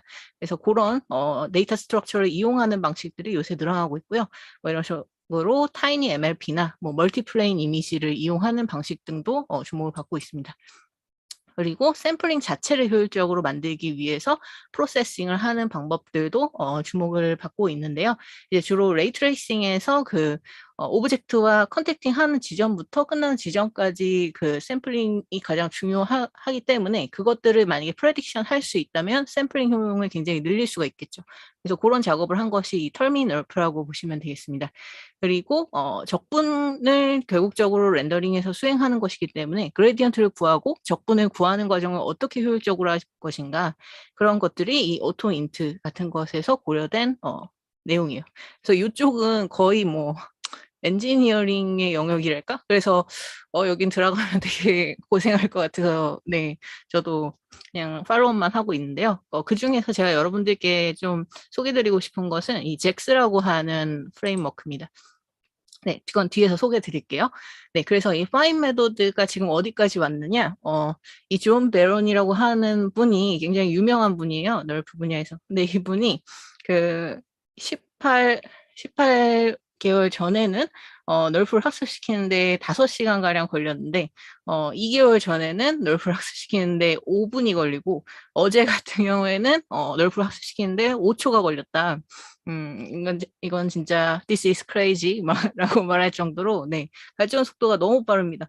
그래서 지금 최종 그 퍼포먼스 같은 경우는 5초 가량의 이 인스턴스 뉴럴 그래픽스라고 하는 이 논문인데요. 네, 이 논문은 해시 엔코딩을 이용하고 뭐 코다 옵티미제이션을 이용하면은 굉장히 빠른 그 학습 속도를 보일 수 있다는 걸 보여줬어요. 네, 그래서 이렇게 빨리 성장하고 있습니다. 근데 이렇게 퍼포먼스를 증가시키는 방법 중에 하나로 이제 잭스 프레임워크를 제가 방금 말씀을 드렸었는데 이 프레임워크에 대해서 여러분들께 살짝 소개해 드리고 싶어요. 이거는 뭐 널프뿐만 아니라 여러분들 다들 딥러닝 하시는 분들이니까 성능 향상에 굉장히 관심이 많으실 것 같아요. 그래서 잭스도 이제 배워두시면 잭스만의 장점이 있기 때문에 뭐 다른 프레임워크만큼 좋을 수 있을 거라고 생각이 듭니다. 잭스 같은 경우에는요, 가장 이제 장점이라고 하면은 여러분들 넘파이 많이 쓰시잖아요. 그래서 넘파이에서 썼던 언어랑 거의 굉장히 비슷하게 되어 있고요. 그리고 CPU, GPU, TPU 등에서 가속해서 돌리게 될 때 그것들을 그냥 하나의 코드로 원래는 이제 다른 작업을 해줘야 되잖아요. 다른 프레임워크에서는. 근데 그거를 그냥 모든 리소스에서 하나의 코드로 돌리실 수가 있습니다. 네, 그리고 뭐 컴포지셔널 펑션이라고 해서 매핑 펑션 등의 트랜스폼 등을 지원해서 굉장히 효율적인 분산 처리 등을 할 수가 있어요. 네, 그래서 이거 나중에 발표 자료 공유하게 될 건데, 제 친구 알렉스가 잘 정리해준 튜토리얼들 모음이에요. 그래서 잭스 플래스 관심 있으신 분들은 이 자료들 참조하셔서 공부를 더 해보시면 좋을 것 같습니다. 네, 그래서 여기까지가 조금 어려운 내용이었고요. 뒤에는 그냥 맘 편하게 들으시면 될 것 같아요. 네, 제가 잭스를 배워야겠다고 생각했던 이유는 널프가 너무나 그렇게 성능 싸움이 생기면서 퍼포먼스를 증가시키기 위한 방향들을 사람들이 계속 모색을 했고 그 중 하나가 이 잭스를 사용해서 널프를 구현하는 것이었습니다. 그래서 잭스 널프라고 하는 게 구글에서 나왔고요. 요거를 보고 잭스를 공부를 해야겠다. 막 코드들이 잭스로 나오니까 네, 공부를 해야겠다 생각했습니다. 근데 이제 방학 되기 전에 이렇게 허깅 페이스에서 어떤 대회가 나왔는데 저희 디플 멤버분이 알려주신 건데 여기 대회에 있다 잭스를 교육해주면서 뭐 상 타면은 뭐 상금도 주고 뭐 TPU도 준다더라. 그래서 좋은 기회다 공부를 해야겠다 하고 지원을 했습니다. 그래서 제가 그때 관심 있었던 거는 이제 이 대회가 허깅 페이스에서 열리니까 약간 NLP 쪽 모델을 써야 될 것 같았어요. 그래서 클립을 억지로 쓰는 뭔가 것을 찾아봤고, 그래서 클립으로 이제 아까 말씀드린 제너럴라이저블 널프 쪽에서 이 다이어트 널프라고 하는 논문이 있습니다. 근데 요거는 그 세멘틱 컨시스턴시 로스라고 해서 클립으로 중간중간 그런 로스를 주게 되면은 이게 제너럴라이저블 성능이 올라간다는 논문이에요. 그래서 요거를 잭스 베이스로 구현하는 프로젝트를 제안을 했습니다. 그래서 올렸는데 제가 사람 꼬시는 거 잘하거든요. 그래서 사람들 막 같이 하자 막 이러고 또 했는데 외국 애들도 너무 관심이 많은 거예요. 그래서 거의 10명 가까이 팀원이 모였고 네, 이렇게 글로벌 팀을 형성하게 됐습니다. 근데 다들 너무 착하고 이번 기회에 되게 친해져서 아직도 네, 프로젝트 등을 계속 같이 하고 있어요. 그래서 같이 팀이 돼서 이 대회에 출전을 했고 이제 대회가 되게 좋았던 게 잭스 관련해서 교육을 다 시켜주고 TPU도 그 대회 기간 동안 다 무료로 대여를 해줬고요. 그리고 허깅페이스 엔지니어들이 직접적으로 튜토리얼도 해줬습니다. 그래서 영광스럽게도 허깅페이스 엔지니어들의 도움을 받아서 공부를 했고 그리고 너무 자원이 부족한 거예요. 대회 기간이 약간 해카톤처럼 시간 내에 구현을 해야 되는데 그래서 제가 약간 페북 자주 하는데 페북에다가 혹시 콜랩 프로 빌려주실 분 없냐 하고 올렸는데 이제 정말 인자하신 커먼 컴퓨터 사장님께서 그 GPU를 무료로 대여를 해주셨습니다. 그래서 이분들의 스폰서로 얻고 네, 매일 날밤을 새서 그 대회를 열심히 해서 저는 개인적으로는 콜레프로를 4개나 돈 내고 샀고요. 네, 그래서 어떻게 해서든 잘 받고 싶어서 막 했는데 다행히 그 탑 15에 처음에 들었고 너무 좋았습니다. 그래서 걔네들이 굉장히 피드백도 자세하게 이렇게 줘요. 그래서 독스로 막 너네 프로젝트는 뭐 어떻고 코드 리뷰는 어떻고 인플루언스는 어떻고 막 그랬어요. 그래서 되게 글로벌하게 막 전 세계 애들 프로젝트랑 막 경쟁을 했었거든요. 그래서 막 더 잘 보이려고 막 깃헙도 막 더 꾸미고 막 네 그랬는데 진짜 운 좋게도 탑 3에 들었습니다. 그래서 진짜 제 인생의 영광일 만큼 이번 완디비 세미나도 그때 완디비를 만나서 이렇게 열게 된 거거든요. 그래서 허깅페이스 분들이랑도 친해지고 이때 탑 3에 2등으로 들어서 저희 팀이 굉장히 영광이었던 기억이 납니다. 네, 그럼 오마가 되게 막 유명한 널프 관련된 저자들 막 링크해주고 그래서 전 되게 좋았어요. 네, 그래서 트위터에 많이 공유됐고, 뭐, 몬트리알 AI, 결국은 다이어트 널프 저자분하고도 연락이 됐고요. 네, 그분의 스승이신 피터 아빌님도 네, 좋아요를 눌러주셨습니다. 네, 그래서 저희는 이제 다이어트 널프를 구현을 했고, 잭스 베이스로, 그리고 8개의 이미지로 렌더링을 할 수 있는 그런 제너럴라이저블 널프이기 때문에 기존의 널프보다 퓨샷에서 굉장히 좋은 성능을 보여주고 있습니다. 네, 저희 그 프로젝트에 대해서 좀 더 궁금하시다면 아래 링크들을 한번 참조해 보시고요. 저희 친구 중에 알렉스라는 팀원 친구가 있는데 이 친구가 블로깅을 굉장히 잘해요. 그래서 여기 가시면 다이어트 널프나 이제 널프의 전반적인 내용에 대해서도 잘 블로깅이 돼 있어요. 그리고 데모 들어가 보시면은 스트림립에서 직접적으로 렌더링을 바로바로 해볼 수 있는 데모도 있거든요. 네, 그런 것들 참조해 주시고요. 네. 그래서 저희 프로젝트가 굉장히 재밌었고 유익했습니다. 그리고 이번 세미나도 그때 그 대회에서 만났던 완디비 분들이 인연이 돼가지고 저희 디플과 열게 된 행사예요. 네, 그래서 이렇게 제 발표는 마무리하도록 하겠습니다. 네, 지금까지 들어주셔서 감사합니다. 혹시 질문 있으시면은 잠깐 받고 네, 넘어가도록 하겠습니다. 질문이 네, 네. 따로 유튜브에는 질문이 안 올라왔습니다. 아, 네, 알겠습니다. 그러면 여기까지 할까요? 네. 네, 서현님 발표 너무 잘 들었고요. 진짜 널프의 그 어떤 발전 가능성이 되게 무궁무진한 것 같고 되게 흥미롭게 들었습니다. 저희 이전 세션 때 쉬는 시간 없이 지나가서 한 3분 쉬었다가 진행하면 될까요? 네, 좋습니다. 네, 3분이었다가 기창님 세션 듣도록 하겠습니다.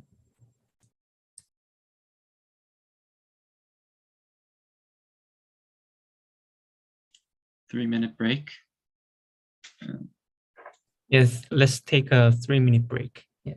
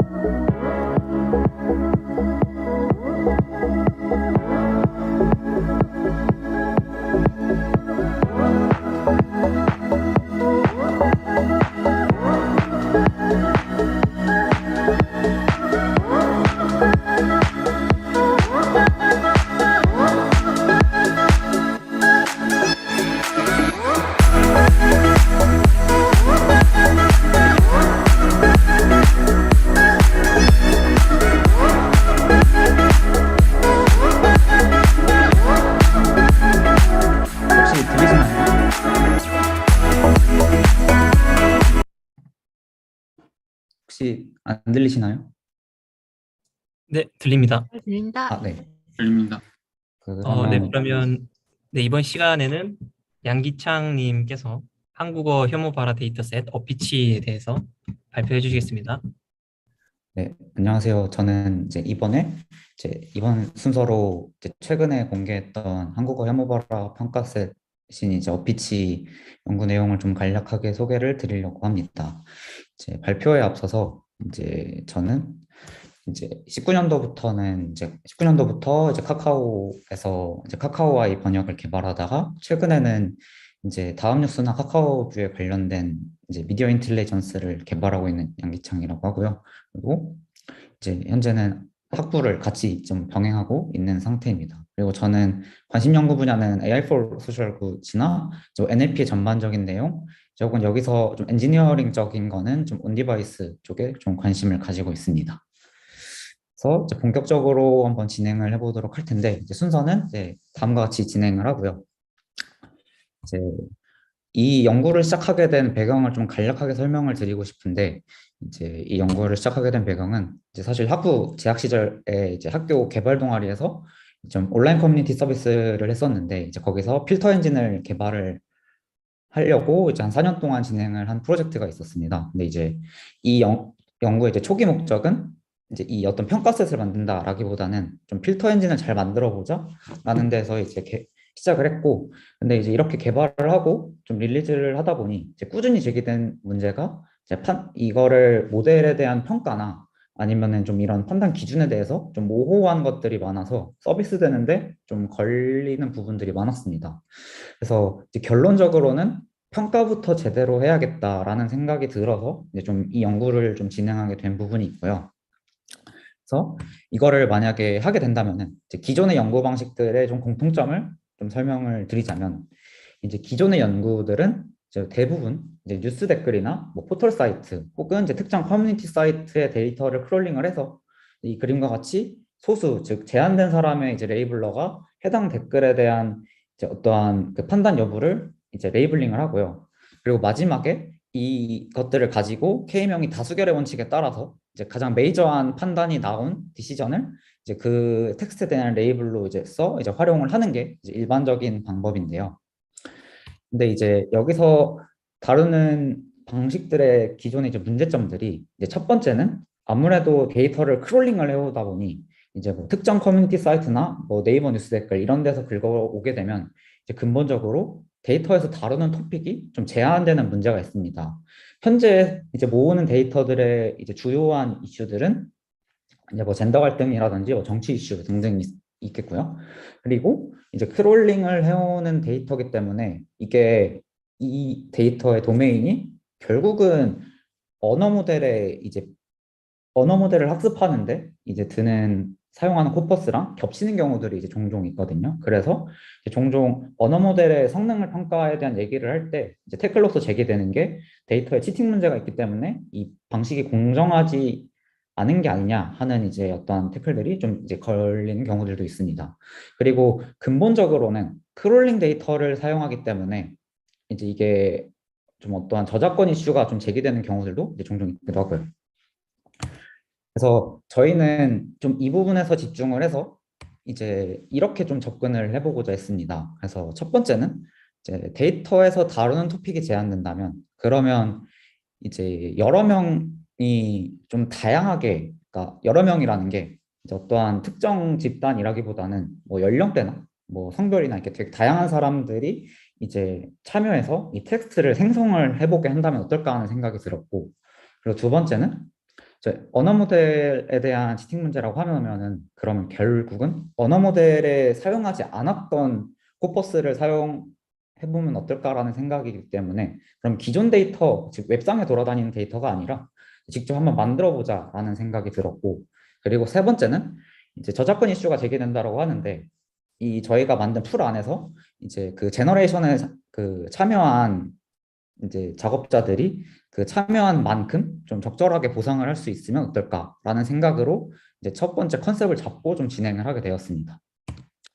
그래서 이제 저희가 좀 생각했던 시스템은 이제 여기와 같은데요. 일단 이제 첫 번째 한번 생각을 했었던 여러 명이 다양하게 생성한다로 이제 들어갔던 게 이제 불특정 다수가 좀 생성을 하게 하고 그리고 이제 여기에 AI도 판단을 좀 보조하게끔 해서 이제 요 다양성을 확보해 보자라는 생각을 하게 됐고 두 번째는 이제 기존 데이터가 아니라면이라는 생각으로 이제 크로우드가 직접 그 플랫폼에서 제시한 프롬프트를 보고 이제 텍스트를 생성하게끔 이제 하는 접근 방식을 좀 생각을 했는데 이 방식은 이제 기존의 어떤 데이터를 만드는 방식과는 좀 반대의 프로세스라고 보시면 될 것 같습니다. 이제 기존의 방식은 이제 현존하는 텍스트를 가져와서 이 텍스트의 판단을 이제 작업자가 이제 보고 이제 다수결에 따라서 지정을 하는데 이거는 반대로 이제 주제를 먼저 플랫폼 측에서 주고 이 주제에 해당하는 글을 이제 크로우드가 작성을 하는데 이때 이제 이 크로우드가 본인이 생각하는 뭐 혐오성 발화면 발화 아니면은 이 주제에 해당하는 일반글이라고 생각하면 이제 이렇게 생성을 해서 이제 텍스트를 생성하는 방식을 이제 좀 생각을 했고 그리고 마지막에 적절한 보상이라고 한다면은 이제 작업한 만큼 이제 보상을 지급한다라고 보시면 될 것 같습니다. 그래서 저희가 구성했던 시스템은 이 아래와 같은데 이제 이거를 좀 세부적으로 세그먼트별로 좀 설명을 드리려고 하는데 이 전에 좀 이제 들어가기 전에 좀 용어 정리를 좀 하고 가려고 이 시스템 안에 나오는 행동 주체에 대해서 좀 정의를 하고 가려고 합니다. 그래서 첫 번째는 크라우드, 이제 우리는 워커들이라고 이제 얘기를 하는데 이 사람들은 이제 실제 데이터를 생성하는 사람들이고요. 불특정 다수를 지정을 하고 이제 여기 매니저라고 되어 있는 사람이 이 사람이 정확히 어떤 사람인지에 대한 정보는 이제 알 수 없습니다. 그리고 두 번째는 이제 수도 클래시파이어인데 이거는 크로우드가 데이터를 생성할 때 간접적으로 활용하는 AI 모델입니다. 그래서 이걸 어떻게 사용하는지는 이제 뒤에 설명을 드리도록 하고요. 그리고 세 번째는 이제 매니저. 매니저는 이제 크로우드가 생성한 데이터를 이제 최소한의 기준, 이제 뭐 저작권 이슈가 있는 형태로 이제 생성을 했는지 아니면 이제 뭐 공인이 아닌 이제 어떤 특정인 이름을 지칭을 했는지 등등을 이제 뭐라 해야 되지? 검수를 해서 이제 필터링하는 사람이고 저희 연구에서는 이제 저희 연구했던 분 3명이 이제 이 매니저로서 참여를 했고요. 그리고 네 번째는 이제 모더레이터입니다. 모더레이터는 이제 이 그림에서는 나타나지 않지만 이 크로우드에게 이제 보상을 지급하는 주체로서 이제 플랫폼이라고 보시면 될 것 같습니다. 그래서 이제 첫 번째 이 수도 클래시파이어인데 이제 이거 같은 경우는 이제 뭐냐면은 크로우드가 이제 데이터를 생성할 때 좀 보조 수단으로서 활용을 하는 이제 시스템입니다. 그래서 이게 어떠한 데이터 생성에 좀 직접적으로 관여를 하지는 않고 이제 크로우드가 데이터를 작성을 하고 이제 수도 클래시파이어에 한번 판단을 이제 던지고 거기에 만약에 어떠한 레이블링이 나왔으면 이제 거기서 이게 정확한 판단인지 아닌지를 선택하게 이제 이 버튼을 이제 누르게 되어 있는데 이렇게 이제 만든 이유는 이제 그냥 생성하고 그냥 바로 넘기는 게 아니라 한 번쯤 이제 크로우드에게 이 판단이 정확한 생각인지 다시 한번 생각을 해보게끔 약간 권유를 하는 이제 보조수단이라고 보시면 될 것 같습니다. 그래서 이제 이번의 이유 때문에 이제 이 스토 클래시파이어를 만들 때는 뭐 사실상 랜덤으로 해도 될 정도로 이제 정확도가 높지는 않아도 됩니다. 두 번째는 이제 이 크로우드들이 데이터를 모으고 피드백을 받는 이제 과정인데 이제 여기 이 오른쪽에 있는 그림처럼 이제 이게 프롬프트인데 이 프롬프트에서 제시받은 주제에 따라서 이제 글을 작성하게 됩니다. 근데 이제 이때 글을 작성하게 될 때 이 글이 이제 혐오성 글인지 아니면 일반 글인지 여부는 이제 크로우드 본인이 이제 판단을 한다고 보시면 되고요. 그리고 이 위에 1번에서 만들었던 1번이란 게 이제 이전 시스템에서 만들었던 스토 클래시파이어로 작성한 글을 이제 예측하게끔 이제 유도를 합니다. 그래서 이제 결과가 나오고 그 2번의 예측 결과가 여기서 나왔던 예측 결과가 이제 본인의 의도랑 맞는지 이제 비교를 한 후에 이제 아까 보였던 요 피드백 버튼을 이제 클릭을 하도록 이제 유도를 했고요. 그리고 이 받은 피드백에 따라서 커렉트면 이제 그대로 넣고 뭐 미스 프레딕트라고 하면은 이제 레이블을 보정해서 이제 DB를 저장하는 방식을 사용을 해서 이제 여기에 포스트 레이블링 이전에 이제 데이터를 이제 적재를 합니다. 그리고 마지막은 포스트 레이블링인데 이거는 이제 K명의 그러니까 소스 매니저죠. 저희 이제 3명이었고 K명의 매니저가 이제 크리티컬한 데이터를 이제 필터링을 하는데 이때 들어가는 것들이 저작권을 위반한 텍스트들, 그리고 특정인을 지칭한 텍스트들. 여기서 말하는 특정인이라고 한다면은 기준이 이제 네이버나 카카오 인물 사전에 나오는 사람이 아닌 사람을 지칭했을 경우를 저희는 특정인 지칭이라고 했고요. 그리고 이제 프롬프트에서 제시한 카테고리에 맞는 텍스트를 작성했는지를 이제 보고 필터링을 합니다. 그리고 두 번째는 이제 이 K명의 매니저가 투표 방식으로 필터할 데이터를 이제 선정을 합니다. 이 방식은 좀 전통적 방식이랑 좀 비슷하다고 볼 수 있을 것 같습니다. 근데 이제 여기서 주의해야 될 점은 이 K명의 매니저는 직접적 판단, 즉 이게 헤이트냐 아니냐에는 이제 개입하지 않고요. 그리고 이제 어쨌든 좀 자연스러운 텍스트를 생성하는 게 목적이기 때문에 문법 오류는 허용을 했습니다. 그래서 이렇게 적재한 데이터를 이제 저희가 최종 사용한 이제 공개한 이제 데이터라고 보시면 되고요.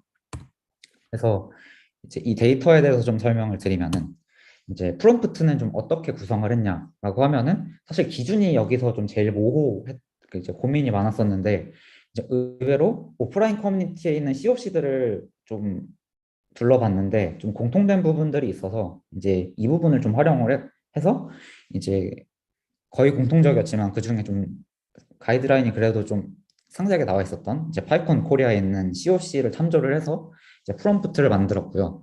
그리고 여기 이 파이콘 코리아에서 제시하는 이 10가지 토픽에 해당하는 이제 혐오성 글 혹은 일반 글을 작성하게끔 이제 크로우드에게 이제 제시를 했습니다. 그래서 작성을 하는 예시는 이제 이 아래에 있는 예시처럼 뭐 토픽이 국적에 따른 차별 발언이다 하면은 이제 요 토픽에는 해당하지만 이제 혐오성 글과는 전혀 관련 없는 이제 텍스트를 입력하도록 하고 이제 뭐 혐오성 글이라고 해야 된다 하면은 맨 아래에 있는 것처럼 좀 어떤 공격적이라든지 좀 누구를 좀 비하하는 의도가 있는 이제 그런 글을 좀 작성하도록 유도를 했습니다.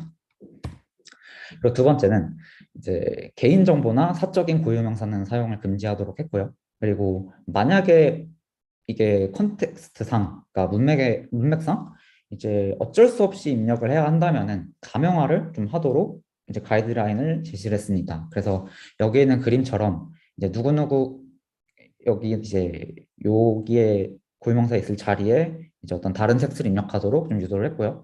그리고 웹에 존재하는 문서는 컨트롤 C, 컨트롤 V를 하지 않도록 유도를 했는데 저희가 이거를 좀 파악을 할 때는 구글 검색을 해서 검색 결과에서 나오는 경우들을 이제 필터아웃을 시켰다라고 보시면 될 것 같습니다. 근데 이제 이렇게 데이터셋을 모을 때 좀 몇 가지 고민이 좀 들었는데 첫 번째는 이제 저작권 문제를 해결을 하기 위해서는 작업량에 비례해서 이제 워커들한테 보상을 지급해야 하고 그리고 두 번째가 상습적이나 혹은 이제 의도적으로 품질 저하하는 크로드는 이제 필터 시키고 배제를 시킬 좀 필요가 있었고 그리고 세 번째는 좀 다양성을 확보하기 위해서 이제 인당 40문장 이상 생성을 좀 제한을 했습니다.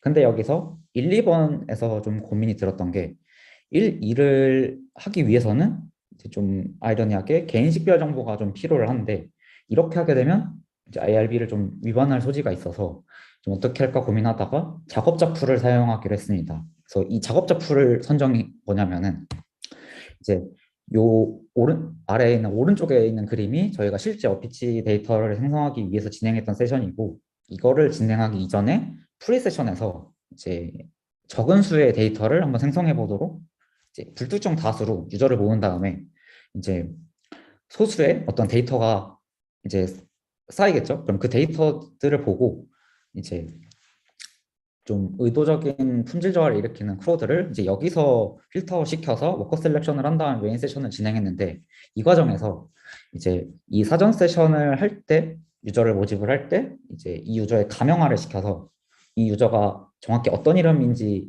이거는 모르고 이제 해시값만 가지고 해시값과 텍스트를 이제 텍스트 그리고 라벨을 받아서 이제 프리 세션을 진행을 하고요. 그리고 이제 이렇게 선정된 작업자들로 이제 메인 세션을 수행하는데 그럼 이렇게 넘어올 때 이제 그 해시값으로 된 이제 유저들의 이제 해시값이 일로 넘어와서 그 해시값에 해당하는 유저들이 이제 여기서 작업을 진행을 합니다.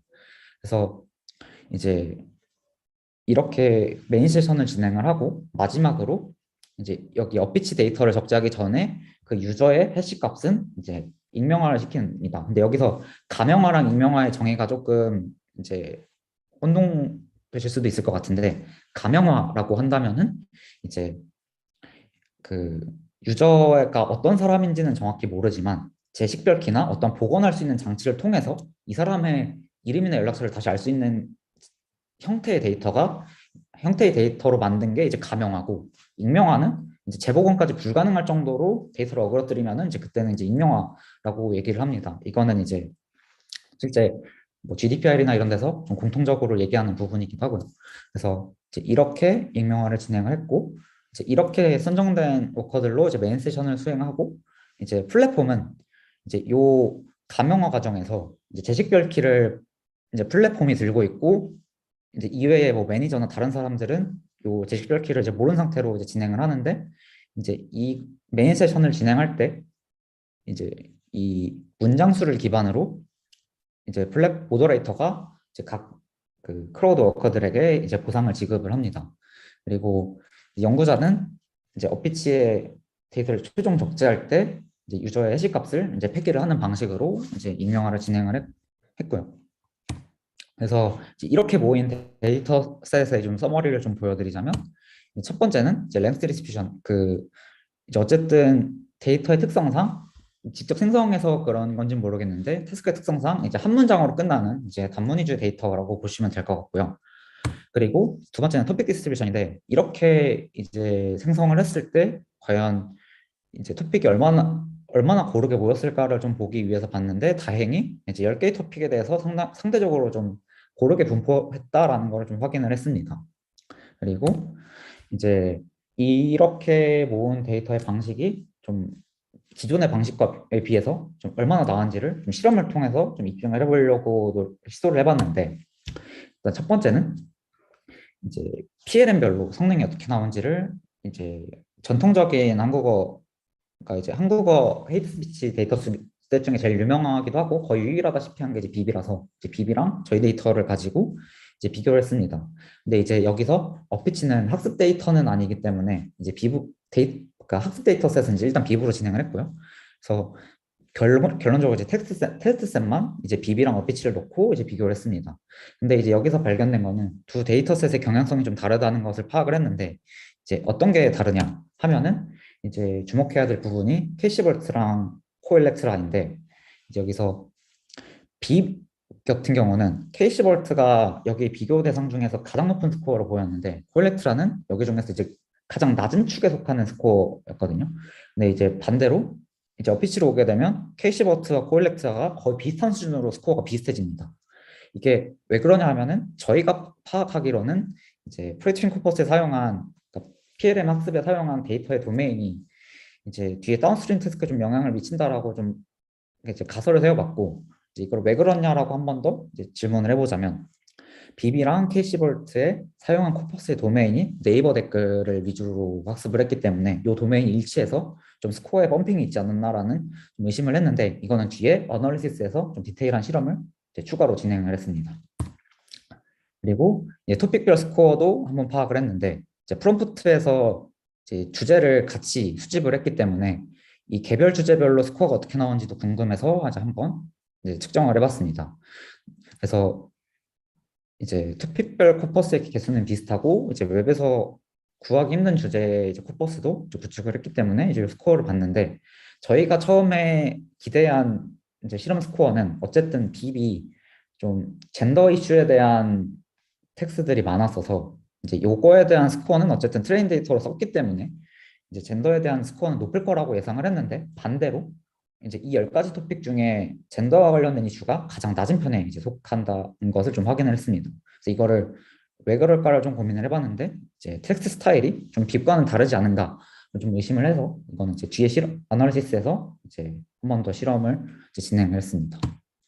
그래서 이제 이것들에 대한 실험에 대한 입증을 좀 더 하기 위해서 아널리시스를 진행을 했는데, 일단 첫 번째는 이제 도메인 일반화에 대한 좀 이제 파악을 해봤는데, 이제 일단 실험 섹션에서 나온 결과들의 공통점이 이제 도메인이 의심되는 이제 이슈들이 좀 있었고, 그래서 이제 가장 주요했던 게 캐시버트랑 코일렉트를 다시 한번 갖고 오자면은, 캐시버트는 네이버 댓글로 학습한 언어 모델이고 코일렉트라는 뉴스 기사가 주가 된 이제 언어 모델이죠.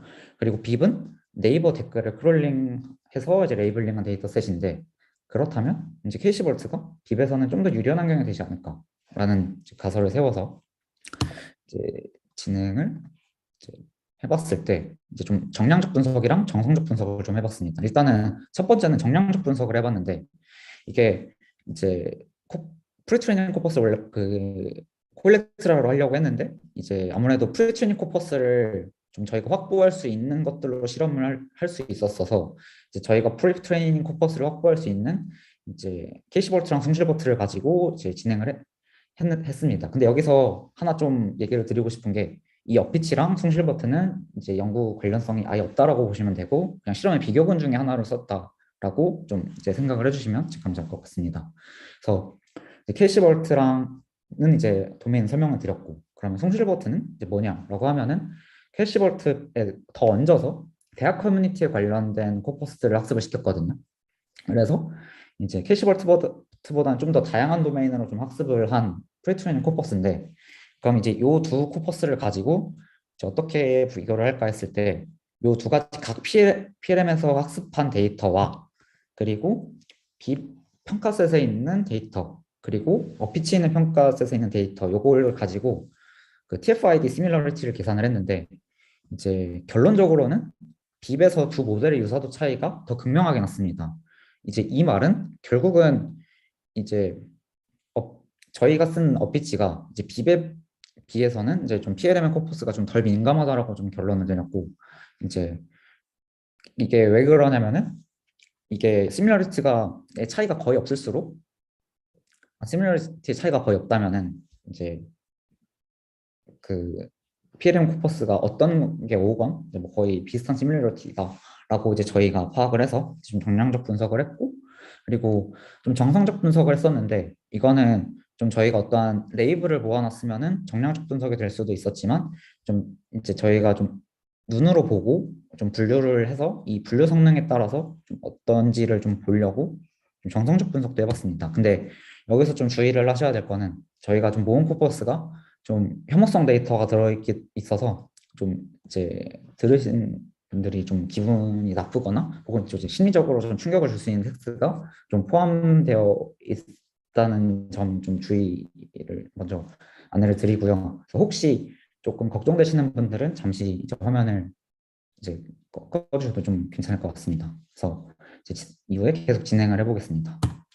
그래서 첫 번째는 정성적 분석인데 이제 정성적 분석의 첫 번째는 언포멀한 데이터와 포멀한 데이터를 가지고 좀 비교를 해봤습니다. 그래서 빕에는 이제 대부분 커뮤니티 그러니까 댓글 데이터를 썼기 때문에 이 포멀한 데이터는 없어서 요 언포멀한 데이터가 이제 주가 된다고 보시면 될 것 같고 저희는 이제 다양한 유저층을 받다 보니까 포멀하지만 좀 문제가 되는 텍스트들도 있었는데 이거를 좀 대표적인 거 몇 개를 뽑아서 이제 비교를 좀 해봤습니다. 그래서 이거를 가지고 이제 여러 모델들의 프레딕션을 태워서 얼마나 잘 맞추는가를 봤었는데 이제 빕으로 작성한 모델 모두 결국은 이제 어피치를 비교하건 빕을 비교하건 학습 데이터는 모두 빕을 썼기 때문에 이제 이 모델 모두 언포멀한 것은 잘 맞췄는데 포멀한 형태의 텍스트는 잘 맞추지 못하는 현상을 발견했습니다.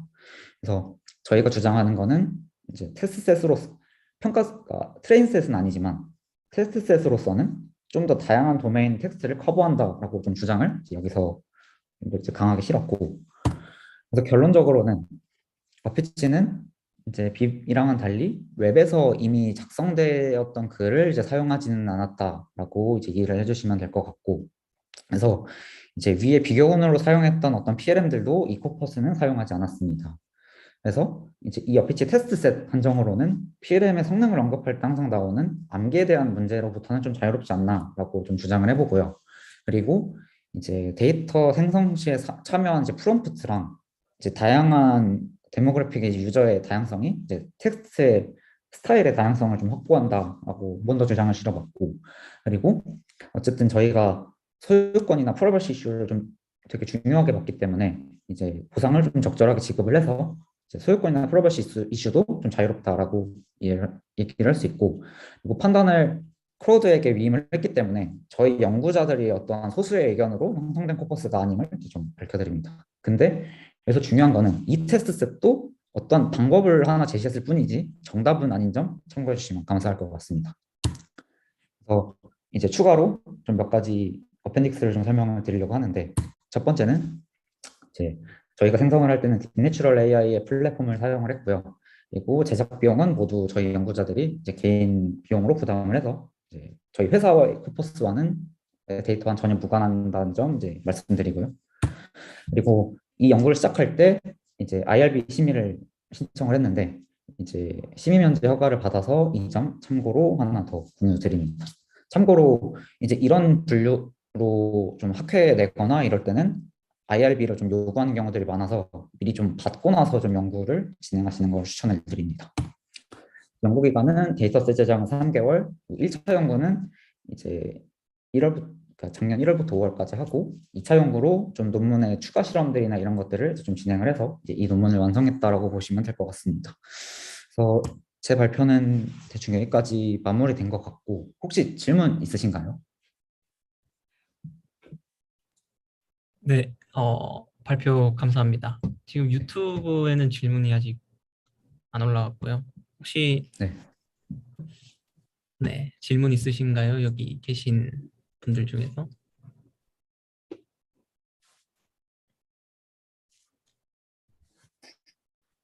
네, 없으시면 저는 여기까지 해봐도 네. 괜찮을까요? 네. 그럼 기장님 발표해 주셔서 감사합니다. 여기서 발표 마치도록 하겠습니다. 네, 감사합니다. 네, 그 어피치 데이터셋에 대해서 좀 말씀을 해주셨는데, 참 이 AI for social 굿에도 관심이 있으시고, 참 어떤 이런 사회적 이슈를 해결하는 데 AI를 사용하는 게 정말 멋진 프로젝트인 것 같습니다. 저희가 이제 5분 쉬었다가 55분부터 다음 세션 진행하도록 하겠습니다. 5 minutes, take a rest. Yeah.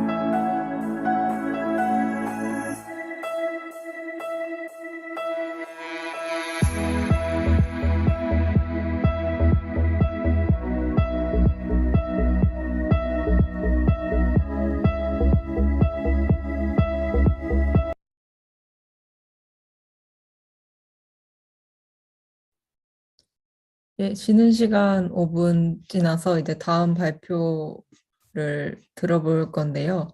다음 발표는 크리셋이라는 파이터치 프로젝트를 위한 간단한 MLOps 솔루션 템플릿에 관한 발표를 이준영 님이 해주시기로 하셨습니다. 준영님 준비되셨나요? 네, 지금 화면 공유만 하면 되는데 잠시만요. 지금 풀스크린 나오나요? 혹시? 네, 나옵니다. 네. Okay. Okay. Hello, world. And before I start, I'd like to thank Weights and Biases for this great opportunity, and to our speakers and organizers for the great talk and their hard work. And today, my project, I'm going to introduce a project that I've been working on that I've dubbed Crescit. And the purpose is to make reproducible and maintainable deep learning projects easier to create and to maintain. And I hope that this is in line with the idea that Weights and Biases has with their product.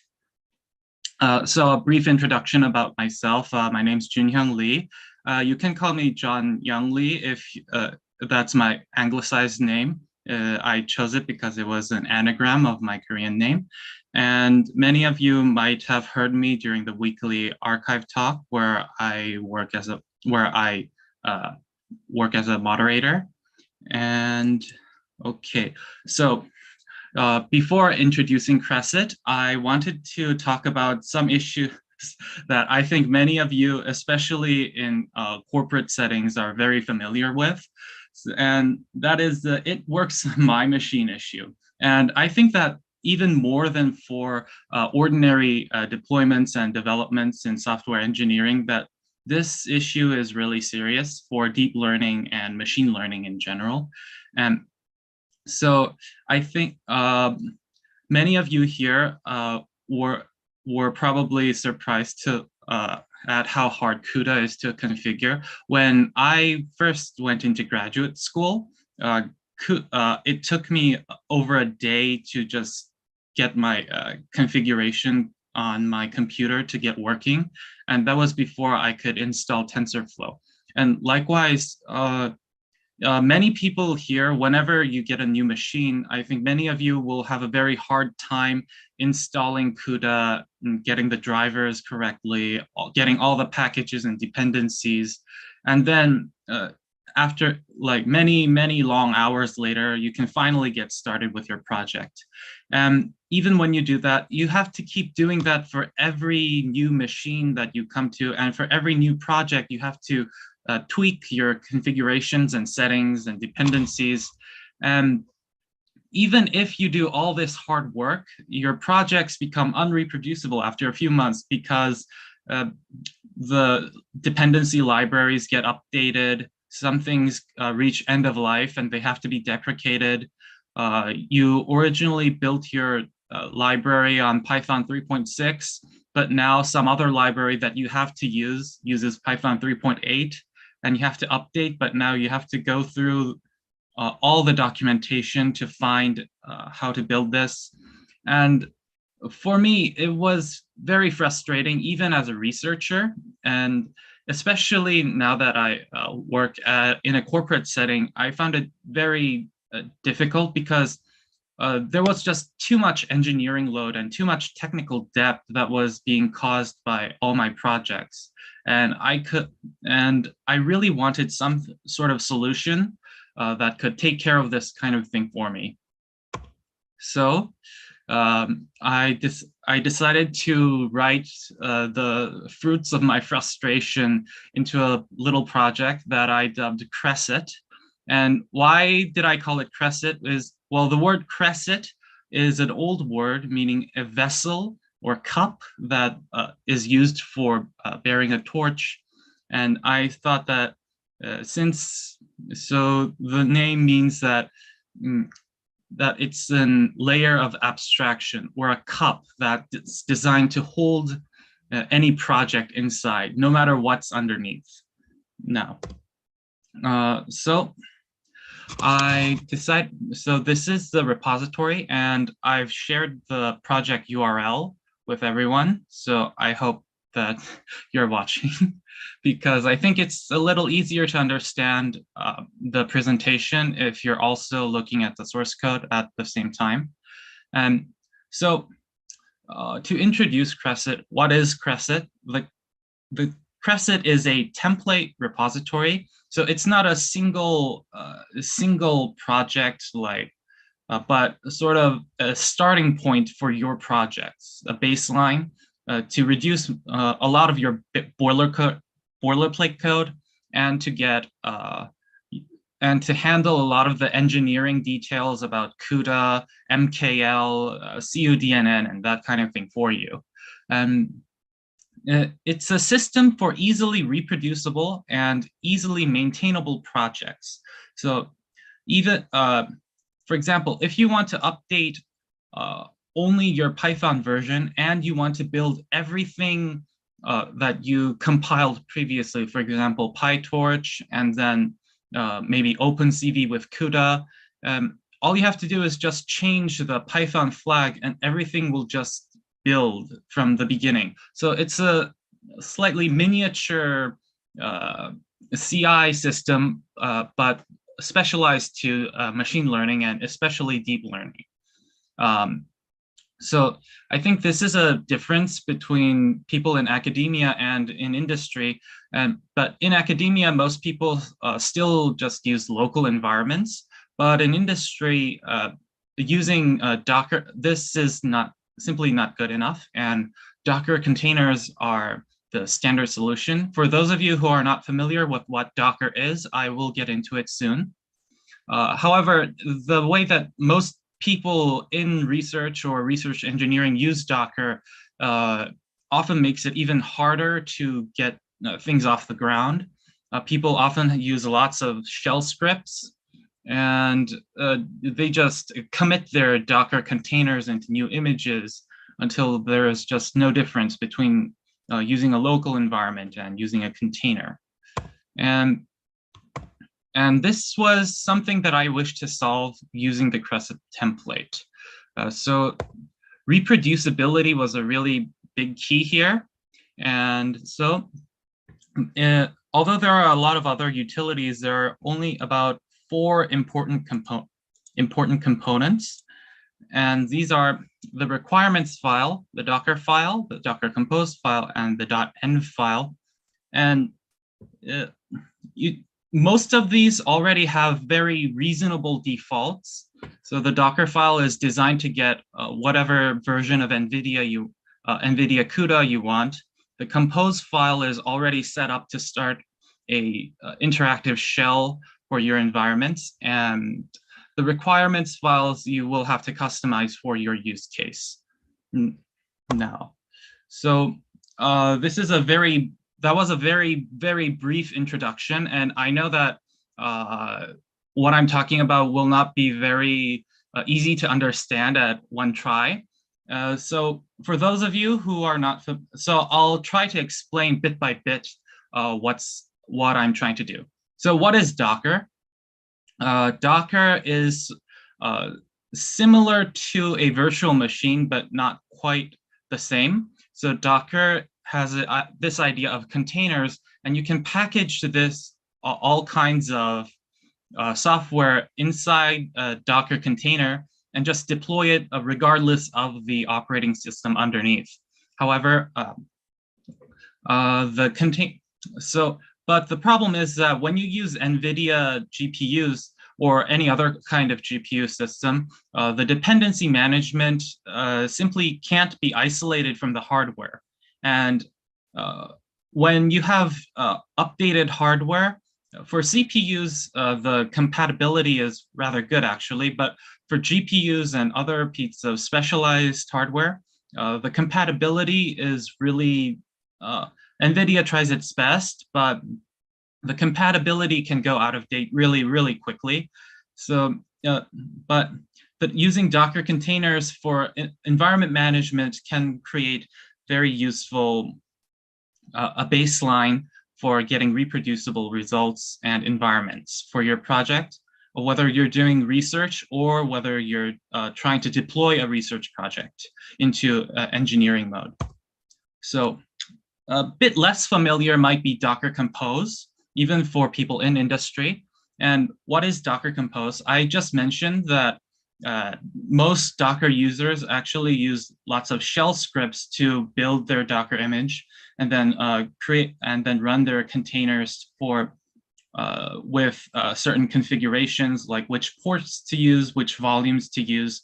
But this is actually not a great idea, because there's always, then everyone has to use their own shell script for every machine. And this also becomes very difficult to manage and scale up. And I think the people at Weights and Biases can agree with me that everyone's custom solution, this might look trivial at first, but once this starts to get going into legacy, then we have a crisis of reproducibility. Even if the code itself is fine, it might not work because the environment dependencies are off, or some library has been updated without anyone knowing.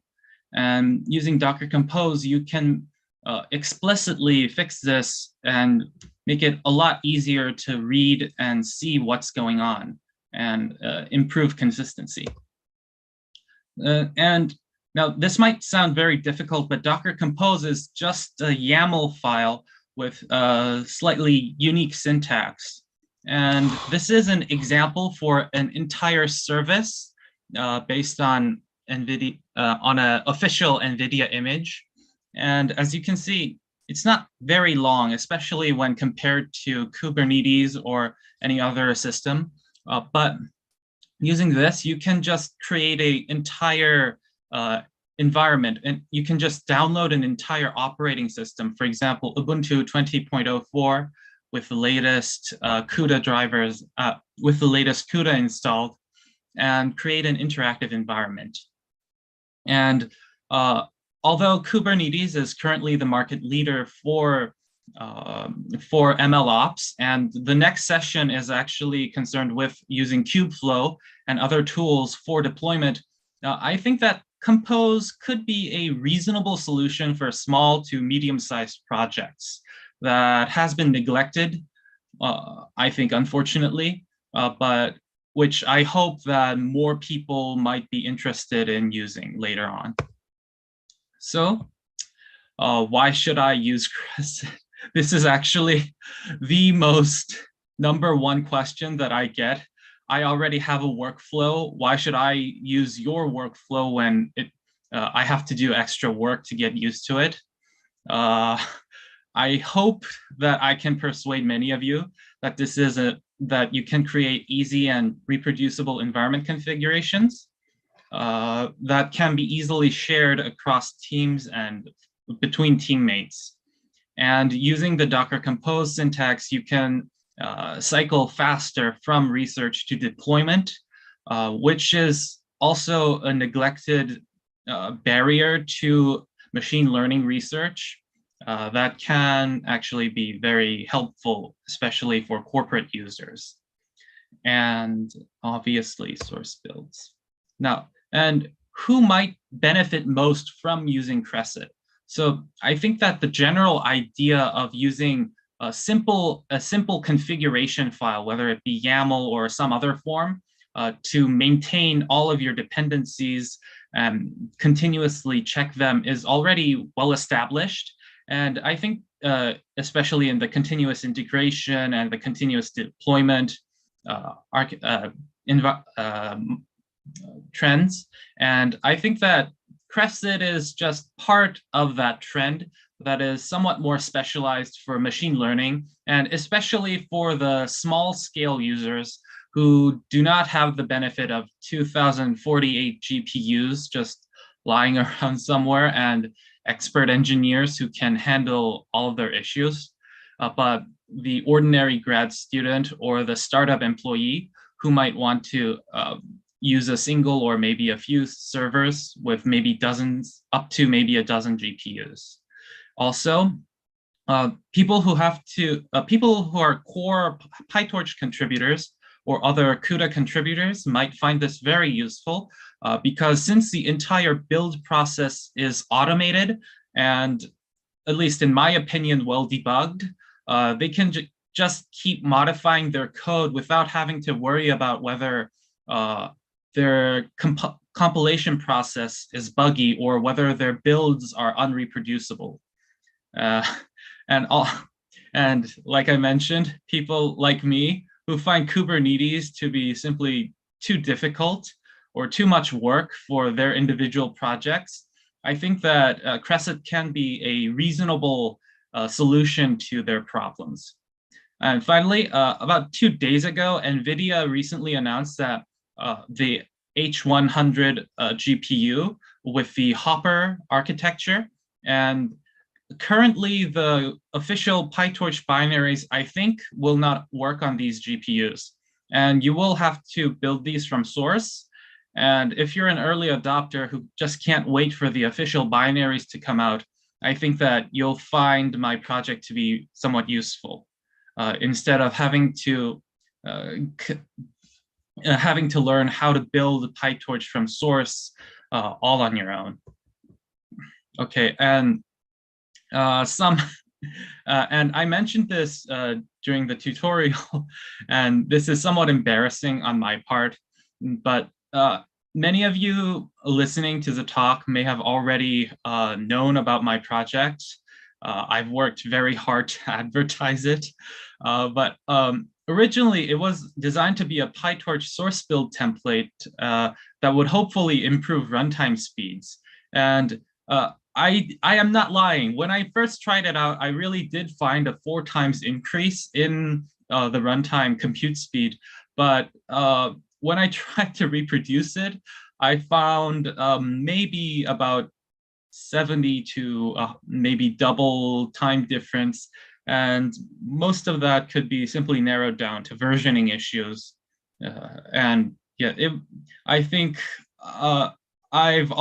people who know me from the archive talk will know that I have a very negative opinion about false positives and the research community always producing interesting things, but they're not being reproducible. And I hope that this confession of mine will encourage others to also be more honest about their mishaps, about reproducibility. And these are the benchmarks that I have, that I tried out. But as you can see, the left is a source build and the right is a naive install. And there is a bit of a time difference, but it depends. Likewise, this is a benchmark on a RTX 380 on a source build and from the latest install. The source build has 2 minutes and the install from the PyTorch GitHub repo has 3 minutes. But to be honest, this was also cherry picked and to be the most with the most noticeable difference. So whether source builds help or not really depends on your hardware and on your computational load. However, Crescent can still help a lot with your environment management. And so I've decided to create a few videos to help understanding. And let me see. Okay, so first you install the repository from GitHub, and then you move in, and I've shown some configuration files are visible above, and you enter the make-env command, and then you edit the environment file. You just paste in a bunch of options that you want, and then you type make up, and that's it. Then you take a break. Depending on which option you use, whether you want to build PyTorch from source, or whether you just want to install packages, or if you've already done this before and it's already in the cache, at most it takes about 20 minutes to get an up and running environment. And even if you build PyTorch from source, it takes about an hour and a half on my laptop. to install about 20 gigabytes and then build PyTorch from source. So yeah, it makes setting up your development environment very, very easy. And I hope people in the research community who might not be as interested in reproducibility and maintainability are still interested in the ease of setting up for each project. So after you install, so you do a make up command, and after waiting for a bit, you find that the image will be built and your environment will be set up. But this still sounds really hard to do. So all you have to do is a make exec and you're inside your container. Oh, that lasted a lot shorter than I hoped for. But once you run the make exec command, you actually have an interactive terminal inside your container. So this is just like using a remote shell, remote terminal to code. And from a user experience point of view, there's just no difference from using your local terminal and using a Crescent terminal. Maybe that you'll like the UI better. I really worked hard to get the UI to my liking. So, and if you want to add another dependency, for example, let's say weights and biases, and you add the dependency, and you think, do I have to wait another hour just to get another reproducible environment? The answer is no, since everything has already been cached, all you have to do is type in the make rebuild command, and you will have another perfectly reproducible environment where everything just works. And that Docker image can be used to deploy on a cloud or sent to someone else so that they can run your project, or you can upload it on your upload it onto Docker Hub with a link onto your GitHub project so that other researchers can try out your code without having to worry about which PyTorch version or which dependency was what version and which settings were wrong and that kind of thing. And okay. A few limitations. Right now, the template still requires users to install the NVIDIA driver, Docker, and Docker Compose. And you still have to read the code a bit to find out which configurations you need. And there are some other limitations for source code editing and to be fair, I updated the documentation last night at 2 a.m., I think, and at morning today. So the documentation is not quite as up to scratch as I would like, but please raise an issue or send a chat in the discussions, and I think I can help you out with your issue. And that was the end of my talk. Thank you for listening. And the image here that I'd like to show while ending my talk is that of Sisyphus. And why did I include him here? I included him here because watching everyone just struggling with getting to research and then to deployment and then maintaining their projects or just setting up CUDA, whether you're a graduate student who doesn't know what exactly CUDA is or how to set it up to get it working efficiently, or whether you're a research engineer trying to turn research code into deployment code. I keep hearing lots of things from people in industry and in academia, and I thought that it was such a lot of work for so little benefit.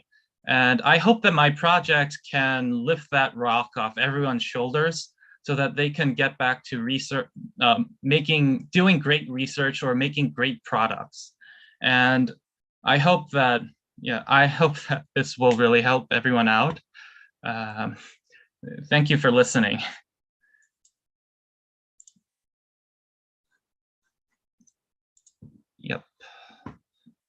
Does anyone have any questions?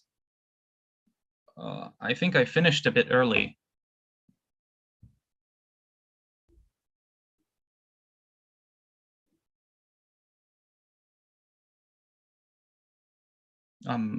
No questions?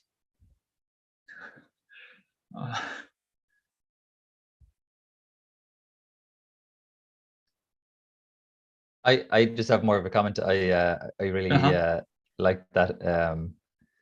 Yeah, we on the way on our team side or like within growth. Yeah, we're thinking a little bit more in the next quarter or two in terms of yeah, the use of like Docker and containers like that to like improve like reproducibility. You know, alongside all of the goodness that the Weights and Biases brings. So yeah, super relevant talk. Thank you. Yeah, if you like it, please star the repository. Thanks. Actually, I recently submitted this to DockerCon, but I just got a rejection notice during Stella's talk. Apparently, it was a very narrow reject. So if you know anyone at DockerCon, please guide them to the right path. You know, anyone who has influence. Apparently, if someone else drops out, I might be accepted. According to the rejection notice. I don't know whether this is true. Yep.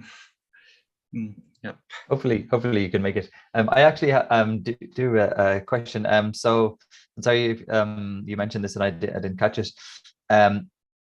NVIDIA, you know, like also have Dockers that they offer that are, you know, like optimized for like a particular framework or like machine.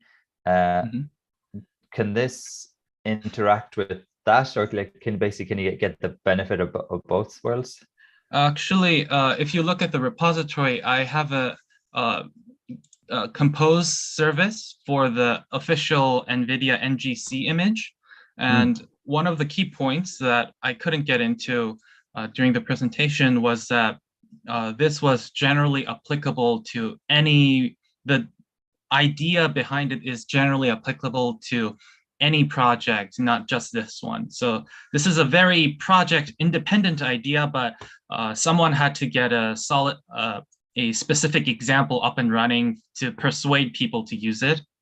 And you know, to brag a little bit, it already has 578 stars. And Yannick Kilcher and Jirka Borvek at PyTorch Lightning. And many people have already starred the repository. So I think you might find it interesting. Lovely. Yeah, we'll take a closer look for sure. Yeah.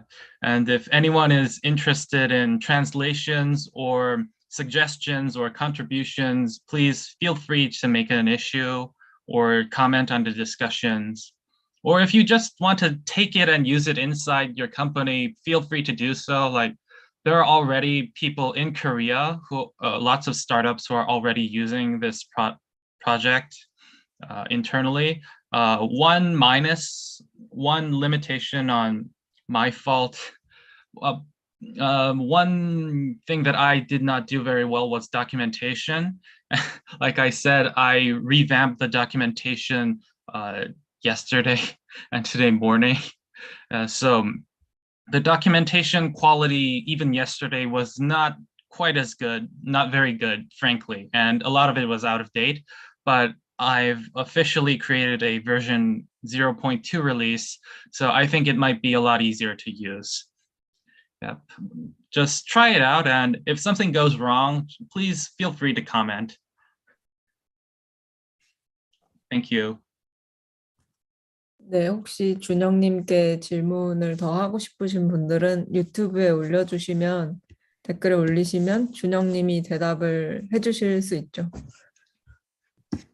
네. 네, 그러면 발표 마치도록 하겠습니다. 네, 감사합니다.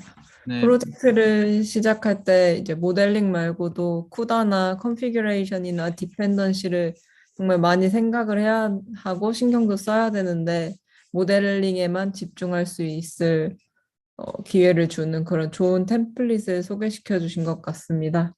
저희는 5분간의 휴식 후에 다른 발표자인 찬성님의 발표를 들을 예정이고요.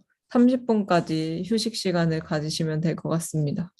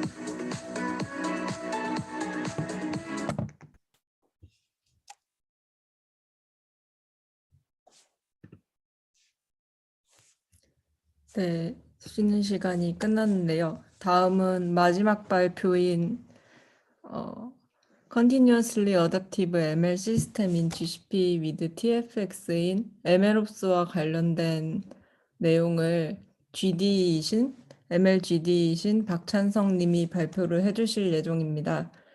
찬성 님이 오늘 개인적인 이유로 인해서 발표를 실시간으로 참여를 하지 못하셔서 이미 녹화를 해서 주셔가지고 녹화본을 보여드릴 예정이고요. 혹시 질문이 생기시면 유튜브 챗에 올려주시면 후에 찬성님이 답변을 해주시는 것으로 이야기했으니 질문이 있으시면 바로바로 올려주셔도 됩니다.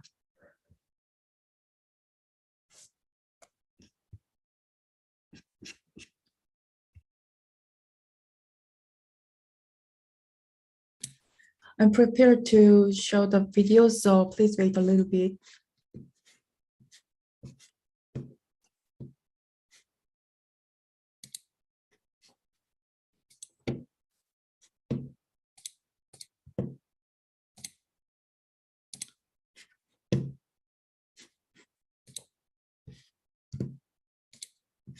Just a little bit more time seems to be take.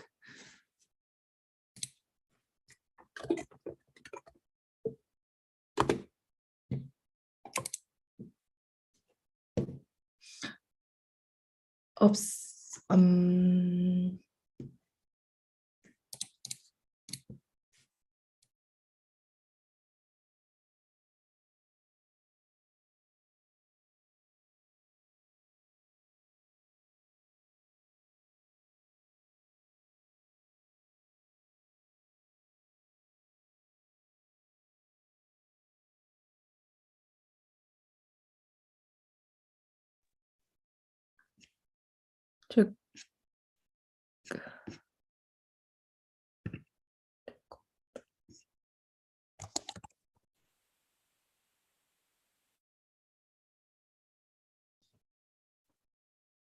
Hi everyone, nice to meet you.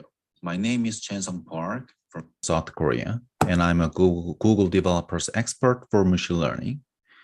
Today I want to give a talk about the topic continuously adapting machine learning system in GCP and TFX. What will be covered then?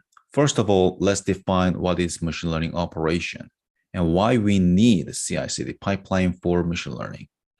Then we'll review the key components to make MLOps possible in Google Cloud Platform or GCP.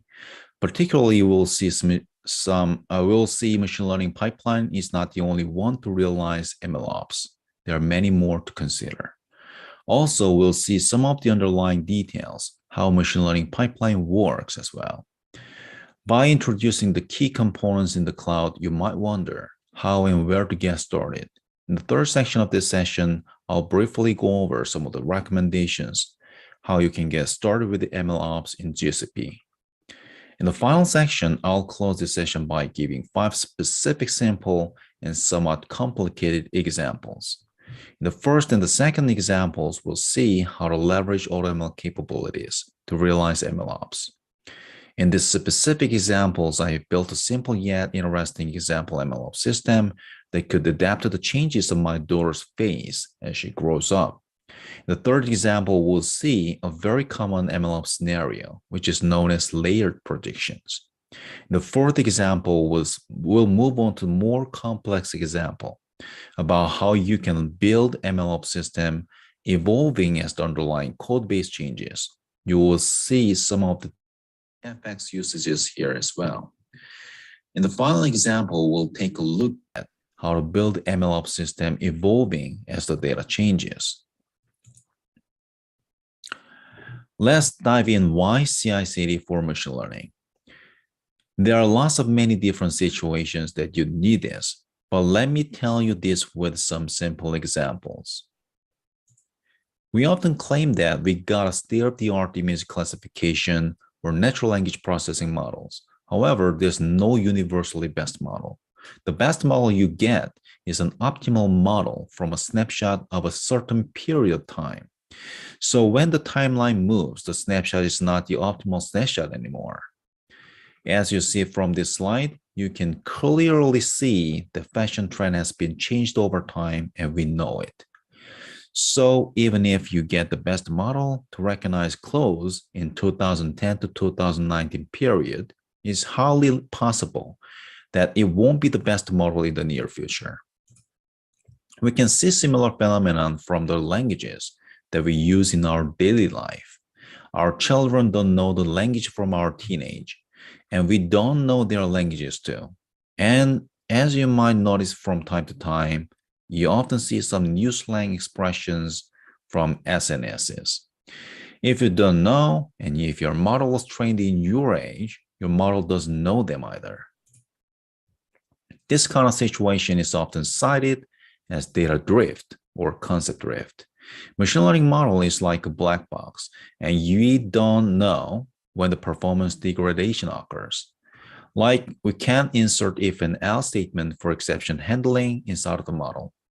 That's why our changes to the model is called silent killer. So what we need is monitoring capabilities, meaning monitoring and evaluating the model performance periodically by giving a newly collected data set that the model has never seen from the training phase. Basically, there are two common situations when the machine learning system has to evolve. First one is based on dataset changes, meaning data or concept drift has occurred. Second one is based on code-based changes, meaning we get better technologies over time. For instance, we witness data pre-processing, data engineering strategies, and modeling strategies changes so quickly in these days, especially in academia. And the evolution of MLOps system has to be done automatically. Let's go through what are the key components in GCP environment to enable such MLOps system.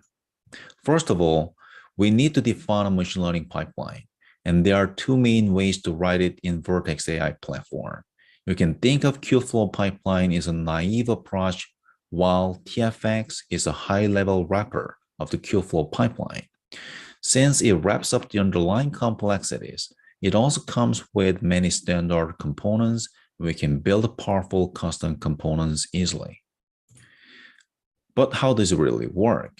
Pipeline consists of a bunch of components, from data ingestion, data pre-processing, model training, to publishing the trained or blessed model. The most important is not how they work, but how they scale with different types of hardware resources, because they all have different kind of requirements. For example, you want cheap and lightweight hardware resources for regular tasks, such as data ingestion, or you want high performance CPU and high RAM capacity for data pre-processing. Or you probably need multiple GPUs, TPUs for model training, or even model prediction if your model is big enough. Google Kubernetes Engine is the underlying technology for enabling this. You have different types of node pools, and based on the request, it allocates appropriate one to each job or component.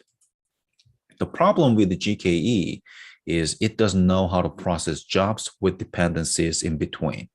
For example, data ingestion has to be finished before the data pre-processing, and so on. You can write up such dependencies all by yourself, but it is non-trivial to write such codes in manageable and generalizable ways. Instead, you can leverage Kubeflow or the Kubeflow pipeline or TFX. You just write up codes for each component in an isolated manner. Then you can easily hook up each component to ensure certain job has to be run beforehand or afterward. Also, it makes sure each job is containerized so that GKE can handle it. As you see, you pass a set of job specs for TFX in this example. Then it ensures that data ingestion happens first and model serving is handled at last. Nice thing about Google Kubernetes Engine is that you can define a node pool and you can allocate more or less resources dynamically.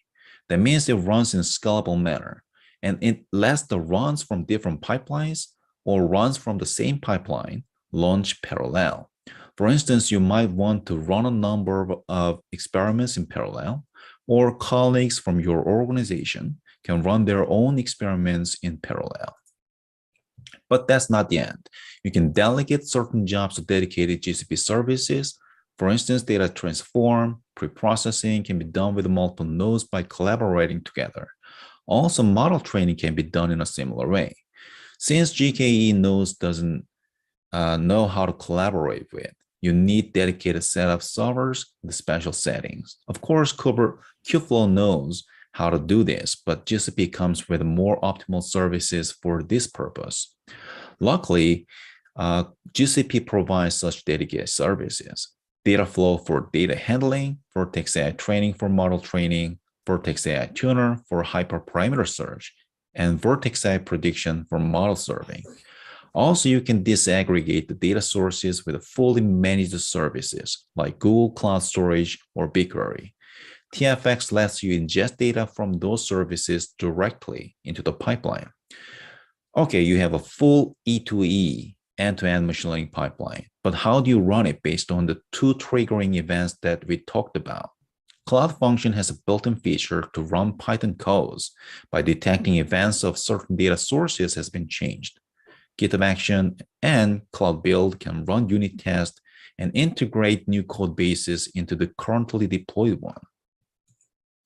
There are even more takeaways. For example, GCS comes with data version control feature, and Vertex AI is able to handle model version control in nature. So you can go through some of the other benefits of the Google Cloud Platform. And these are very nice features that we can get out of the box from Google Cloud Platform. However, many cloud users complain about the expenditure on the cloud. What would be the best practice to minimize them? You can make a plan moving from the core lab, which is the simplest solution, to local machine to Vertex AI on the cloud. In this case, you can ensure at least the unit test of your code base has no error at the initial phase. When you put everything on the cloud, then the only left part is debugging the adjustment between local and cloud environment. TFX can support 3 scenarios by providing different context. In a notebook context, you can run each TFX component cell by cell, and when you're ready, you can easily export the cells from the notebook to an external file. Then you can use the local runner to test out if everything works as a standalone Python application. Then you can use Vertex engine with the Kubeflow v2 runner for the cloud environment. For the debugging of the cloud environment, you can always use free GCP credit, which is $300 that you can always get. As you'll see, every example that I will introduce you today has been done only with a free GCP credit. Let's see some example pipelines then. For the number 1, I have built a simple Kubeflow pipeline example with AutoML capability. So let's see what it is. I have brainstormed an idea to show a bit of MLOps, and I have found that it would be great to show how the model can adapt to the changes of my daughter's face. One good reason was I have shot a lot of photos of her, just like other parents. In Vertex AI, I have been able to import about 100 images of her and label them right in the browser. Then I have built a simple Kubeflow pipeline. What it does is to import the managed dataset, then hand it over to the AutoML image training job for AutoML object detection testing, then deploy the trained model on the cloud. From the initial run, I have encountered two unexpected results. First of all, the trained model could catch a 3-year-old face, even though the model was trained with 1 to 2-year-old face. The second unexpected result was due to the COVID-19. As you know, these days, everyone, including children, always wears masks. In this case, the trained model could not find her at all. So I have built a simple workflow. This slide shows what I've explained so far for the initial pipeline run. First, collect and label dataset. You provide a list of data, then you can label them using web-based labeling tool in Vertex AI. After labeling, you can export the data spec in JSON-L format to the specific GCS location. Second, in Jupyter Notebook, which is run as an instance of Vertex AI Notebook, you write and experiment with some codes to build a pipeline. Then you can generate JSON spec for the pipeline to instantiate the same pipeline whenever needed, and run the pipeline job in Vertex AI by referring the JSON spec. Also, I have integrated the cloud function, which detects any changes of the data spec, JSON-L from GCS, then relaunch the pipeline run by referring to the pipeline JSON spec file. So that was the initial setup, and this slide shows the operational flow. You collect more data and label them on the web browser using Vertex AI. When you're done labeling, you can export JSON-L data spec file to the specific GCS location. Remember, you got the same name of JSON-L file at the initial phase, so you're updating it with more of new data. And that is it. Cloud function notices there's a change under the specific GCS bucket that it launches the pipeline by referring to JSON pipeline spec file. When the pipelines run, it'll look up the JSON-L data spec to create a new managed data set, and AutoML for object detection learns the new data with a new data set.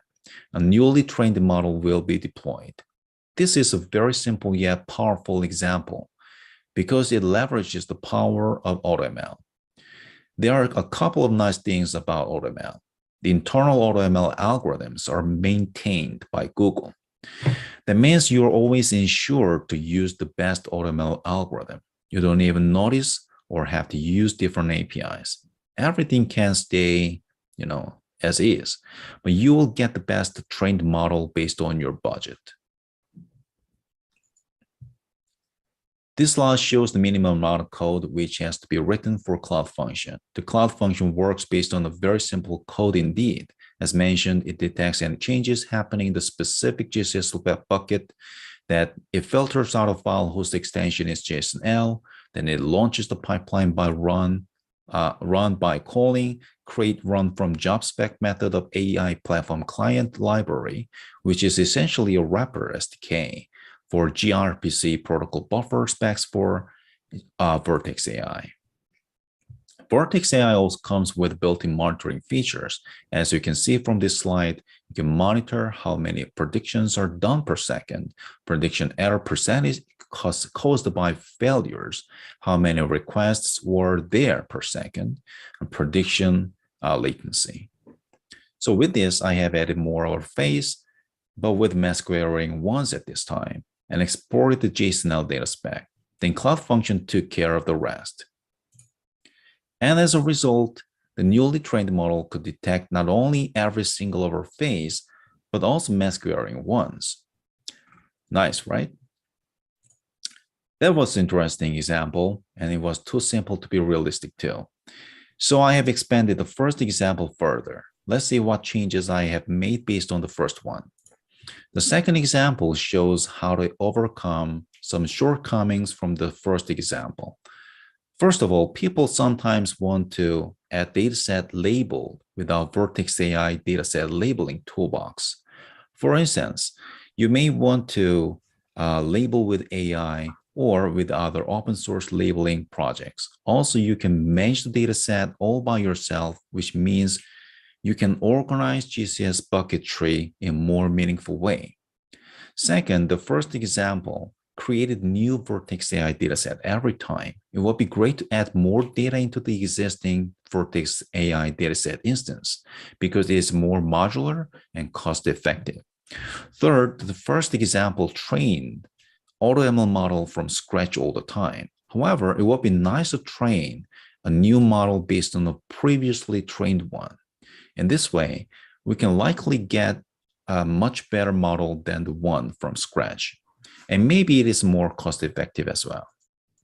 This pipeline graph clearly shows that it has two main branches, one that is triggered if the dataset is new, and the other that is triggered if the dataset already exists. Also note that from the second branch, it checks if there is a previously trained model to determine to get a new model based on it or not. One important thing to notice here when you're using Vertex AI pipeline is that it comes with a predefined artifacts such as Vertex dataset, Vertex model, etc. In order to leverage those artifacts so that Vertex AI can notice them, you have to add some appropriate properties in the returning artifacts. Like, as you can see from the bottom right side, I have set resource name in the metadata dictionary to special string format.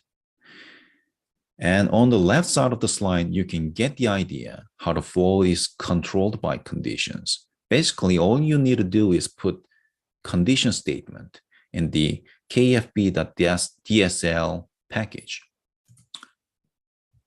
The next example is something called dual deployment.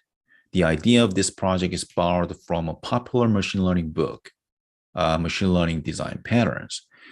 In this book, we can see lots of very common patterns in real-world application. And this project is the showcase of something called a layered prediction and on and offline predictions pattern. In the layered prediction scenario, we train two models from the same dataset for different tasks, then deploy one of them in the cloud and embed the other one on device. Since cloud model can leverage much powerful computing resources, it could do more complex tasks, while on device model is somewhat limited, so it takes care of a relatively simple task. For instance, the on-device model can classify this sound recording in a broad manner, like if it belongs to music or voice, etc. Then the on-device model sends the results to the cloud model. Cloud model makes more specific predictions based on the results from the on-device model. For instance, it tries to classify which instruments is playing if the sound is classified as music. In the on and off prediction scenario, we train two models from the same dataset for the same task, then deploy one of them in the cloud and embed the other one on device. For instance, we want to classify images as accurately as possible, then the cloud model should do the job since it can access better and more powerful resources. Plus, we can have bigger model. However, the thing is your mobile device or IoT device can go offline all the time. In this case, you still want to make predictions as much as possible. So we can leverage the on-device model even though it is not guaranteed to get the best results yet. To make those more realistic, this project leveraged the Firebase ML service to host on-device models. Firebase ML is a more practical way to embed the model on device than just exporting the TF-Lite model. Because the TF-Lite model file, you have to compile your app every time whenever you need to upgrade the model. But with Firebase ML, your model can be replaced without actually compiling and redeploying the app once your app is deployed. I didn't put much details with the actual code base for this project since it is really not a big deal to implement it by yourself. However, I just want to point out about the extra feature in Qflow pipeline. That is kfb.dsl.parallel4. This lets you run multiple jobs in parallel. So with this feature, you can run multiple experiments or multiple training jobs for different deployment environments, just like dual deployment project. Let's see the fourth example. It's called model training as a CI/CD system with a TFX. And it basically says machine learning system evolves when the new code is available. This and the fifth examples are somewhat more complicated, and it doesn't use AutoML but TFX with custom model. So why we need such a system anyways? This basically borrows a concept from DevOps world. There are multi-parts in a machine learning pipeline that could be changed over time. For instance, you might want to apply new feature engineering techniques, or you may want to test out newly emerged state-of-the-art models from academia. In both situations, you have to write bits of code to reflect them. CI/CD starts from this point. It always listens to any changes in code base. Simply, this can be done with GitHub Action if you are a GitHub user. Then it runs a set of unit tests and builds custom TFX Docker image if the tests are all passed. You can do this in GitHub Action as well. But Cloud Builds is another option which is more flexible, manageable, powerful, and that is how it's done for this project. When the Docker image is built, then it is pushed to Google Cloud Registry. The TFX pipeline will get compiled and it'll generate a JSON spec file, which every information is packed to run the pipeline. Each component of the pipeline is run based on the given TFX Docker image. So when compiling the pipeline, it makes sure every component to be run on the latest code base. While doing this project, me and my collaborator have discovered that TFX provides TFX CLI, which is a very nice toolbox. Here's why. With TFX CLI, you can create a complete template project for machine learning pipeline out of the box, which is structured from example gen to pusher. For your information, example gen is a component to inject data into the pipeline, and the pusher is a component to push the model, plus possibly deploy the model as well. And you can even run the pipeline with a single line of CLI. Also, you can experiment a variety of tests of integration with the other GCP services as well, like Vertex AI training, Vertex AI model, Vertex AI prediction, or even data flow. These settings can be adjusted by only changing the configuration file already provided when creating a template project. You don't even need to touch the codes. Because you can get the end-to-end pipeline instantly, you can focus on MLOps perspective as much as possible. You may want to experiment with many MLOps scenarios at the high-level view, but if you don't have end-to-end pipeline, there are too many moving parts to consider or even implement. With TFX template project created by TFX CLI, you can get your hands dirty by creating lots of different MLOps scenarios before you get knocked out by just setting up a whole bunch of open source projects for different parts of MLOps. This slide shows TFX CLI 101. With TFX template copy CLI, you can create an end-to-end TFX pipeline project. There are two models currently available, and it is specified in model option. I have created a template project with text model. And as you see, it creates everything we need. With TFX pipeline create CLI, you can compile the pipeline. It generates a JSON pipeline spec file, and you can even provide Docker file to build a custom Docker image. Finally, TFX run create CLI lets you run the pipeline. With the value of Vertex in engine option, the pipeline will run on the Google Cloud Platform. Also, it is good to notice that we have to provide project ID and region information as in the options. This basically says Vertex AI pipeline is a serverless platform. If it's not a serverless, you have to create Kubernetes cluster all by yourself, and you have to pay even if it is being used or not. The entire flow that I introduced from unit testing to triggering the pipeline is written in the Cloud Build script. As you can see, I did nothing special, but just used TFX CLI to build image, run the pipeline, etc. It would be better if we avoid Docker image building as much as possible because it takes unexpectedly longer time. And we usually make changes in code base for data pre-processing modeling only. It is uncommon to change the other parts frequently. So we need to decouple the data pre-processing modeling parts in module array and isolate unit test of the decoupled modules, and find a way to refer the decoupled modules in transform and trainer component without building a new Docker image. Fortunately, trainer and transform components have special parameter called module file.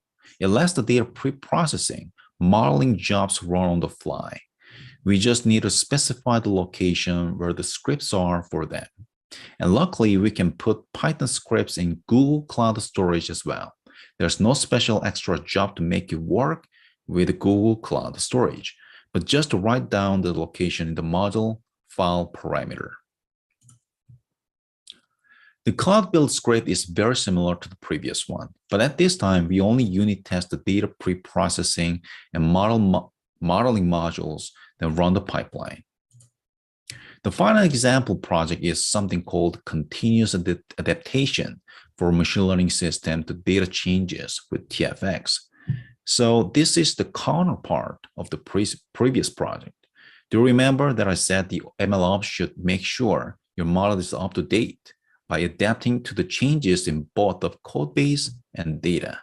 The previous project showed the first case, while this project shows the latter case. So let's see what it really looks like. I have basically built two machine learning pipelines collaborating back and forth.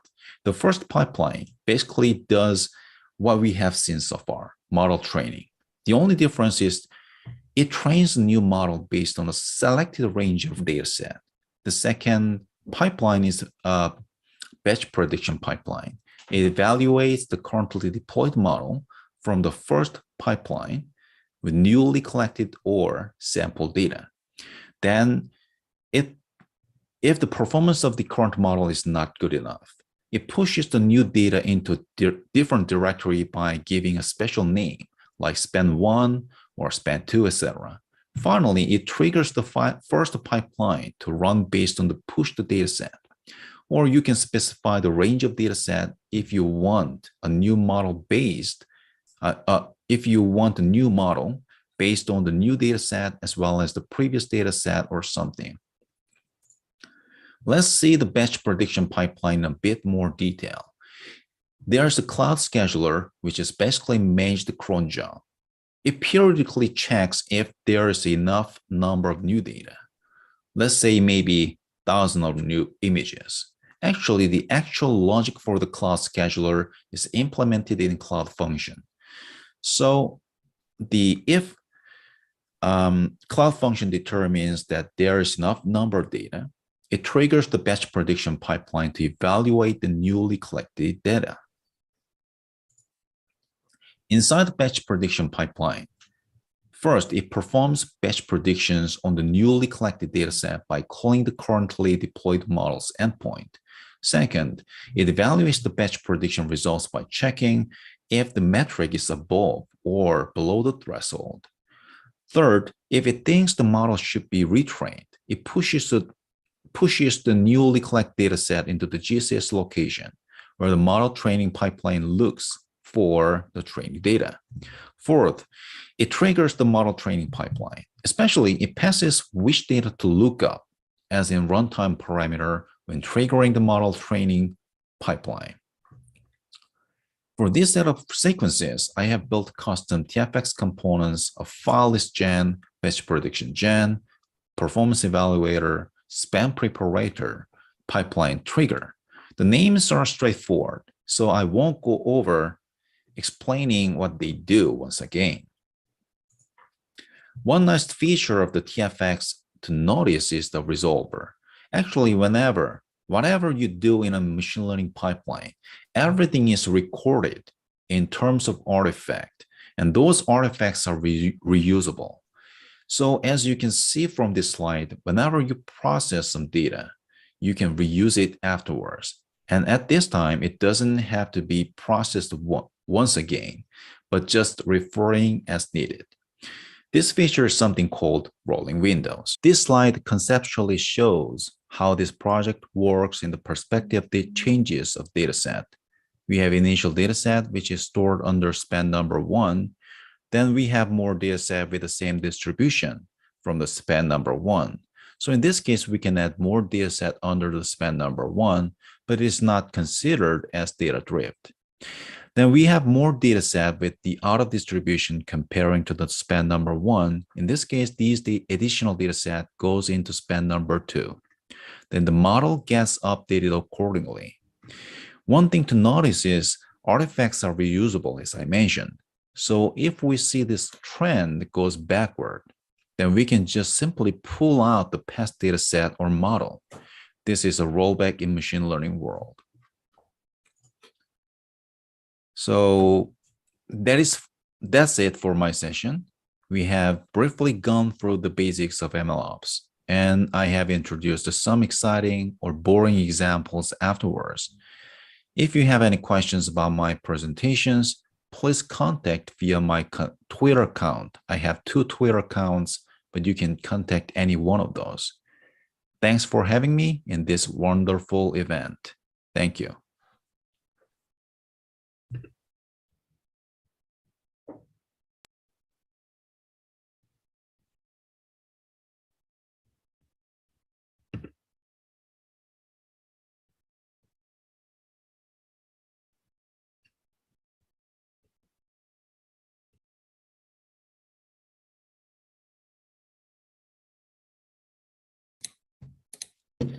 네, 여러분 이렇게 3시간 동안 발표를 이렇게 세미나를 들었는데요. 방금 전에는 찬성님의 멋진 발표가 있었습니다.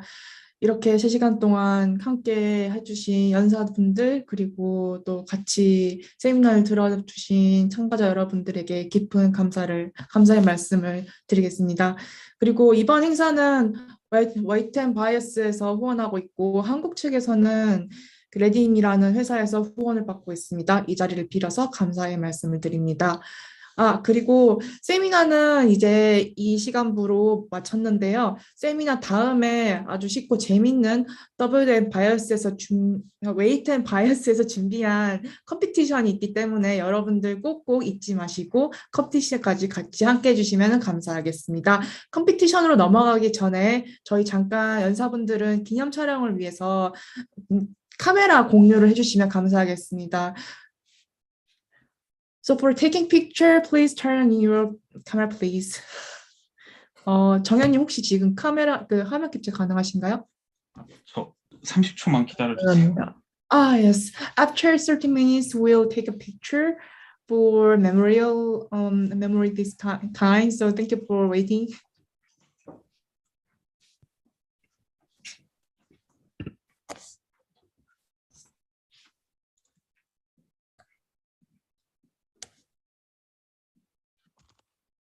준영님 되신 건가요? 네.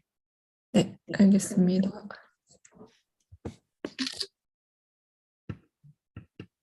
네, 화면 공유 정지하시고 같이 찍을까요? 네. 네.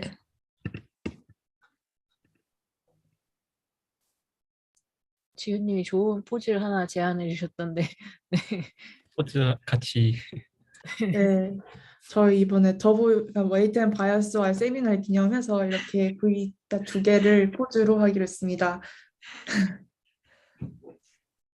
자, 저는 V만 하겠습니다. Thank you for supporting. 네, 됐습니다. 여러분 정말 수고 많으셨습니다. 다음 이제 컴피티션을 진행을 해주실 건데요. 네, 예원님. 네, 안녕하세요. 네, 그럼 이제 컴피티션을 진행해 볼 건데, 우선은 저희가 어떤 컴피티션을 준비를 했냐면, 좀 캐글이랑 원디비 트래킹을 간단하게 체험할 수 있는 그런 클래시피케이션 컴피티션을 준비를 했고요. 여기서 이제 탑 10 안에 드시면 이제 웨이드앤바이세스에서 직접 상품도 드리니까 좀 편하게 재밌게 참여해 주시면 좋겠습니다. 네. 저희 컴피티션 시작에 앞서서 이제 저희 세미나 처음 발표해 주신 W&B의 모건이 이제 컴피티션 참가에 대해서 간단히 안내를 해줄 거고요. 그 다음에 이제 저희 콜앱을 공유를 하면 이제 40분 동안 컴피티션에 참여를 해주시면 됩니다. 그리고 그동안 컴피티션 진행되는 동안 그 W&B에서 이제 한국인 딥러닝 엔지니어 채용을 하고 싶어서 이 세미나를 연 것도 있거든요. 그래서 혹시 W&B에서 취업과 관련해서 궁금한 점이 있으시다면 컴피티션 진행하면서 동시에 Q&A 시간도 가질 예정이니까 유튜브 댓글로 많이 질문을 해주세요. 그러면 제가 대신 읽어드려서 이제 모건이 답을 해줄 겁니다. 뭐 영어로 질문하셔도 되고 한국어로 질문해 주시면 제가 이제 번역을 해서 모건한테 전달을 해드릴게요. 그리고 컴피티션 이제 시작하기 전에 저희가 캐글 계정이랑 그리고 W&B 계정이 필요해요. 그래서 그 계정을 지금 준비해 주시면 좋겠고 아직 계정이 없으시면 제가 이제 영어로 잠깐 설명을 드리고 모건을 데려올 텐데 그동안 계정 준비를 해주시면 감사하겠습니다. 네. Okay, so now I'm gonna speak in English. Hello everyone, I am Yeon Kang. I am one of the organizers of the Deep Learning Playground. Thank you so much for participating in our seminar. It was quite long.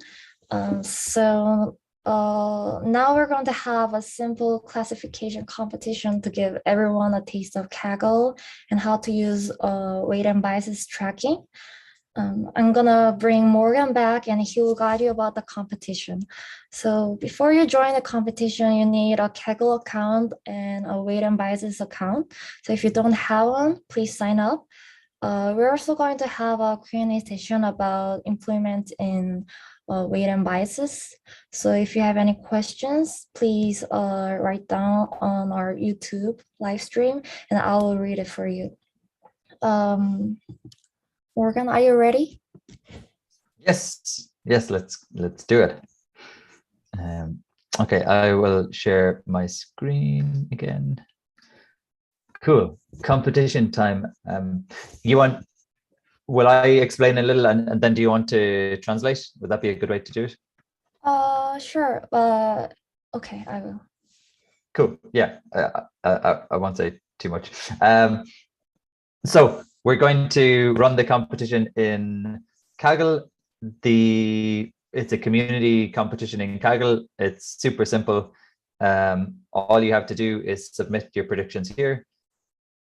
There's no data. Oh, sorry. Yeah. I'm sorry. I'm sorry. I don't know. Okay. 저희 이제 캐글에서 대회 진행을 할 건데 이제 캐글 전반적으로 이제 소개해줄 예정이십니다. 네. You can keep on going. Super. So we'll be using a Colab notebook. So all of the data gets downloaded in the notebook. So all you have to do in the competition is to make your predictions or submissions and look at the leaderboard. 저희 이제 콜앱을 통해서 컴피티션을 진행할 예정인데 콜앱은 이제 설명 이후에 저희가 공유해 드릴 예정이고 그래서 이제 캐글에서는 이제 서브미션을 하고 리더보드 확인을 통해서 본인이 몇 등 안에 있는지 확인하는 용도로만 사용하시면 됩니다. Super. This is the notebook we're going to share. We'll share a link in 1 or 2 minutes when we start the competition. The data is downloaded here. There is a simple training loop here, and there is some code to generate the predictions and submission files down here. 저희 이제 컴피티션 시작하면 이제 아까 말씀드린 이 노트북을 공유해 드릴 건데요. 노트북 보시면 다양하게 데이터세트 다운로드하는 거 있고 그리고 이제 트레이닝 하는 코드도 있고 그리고 마지막으로 프리딕션하고 서브미션까지 할 수 있는 코드를 제공해 드리고 있습니다. Great. And finally, the link to the Kaggle competition is also here. 네, 노트북에 캐글 링크도 같이 포함되어 있으니까 캐글에 이제 업로드를 해서 리더보드를 확인하면서 계속 업데이트 해주시면 됩니다. Great. I think we're maybe ready to go. Maybe we can share the link in the YouTube chat, and I can put up the link here as well. Great. So this is the link to the collab, and yeah, let's start the competition. So let's run it for 45 minutes. So we finish at 7 p.m. Korean time.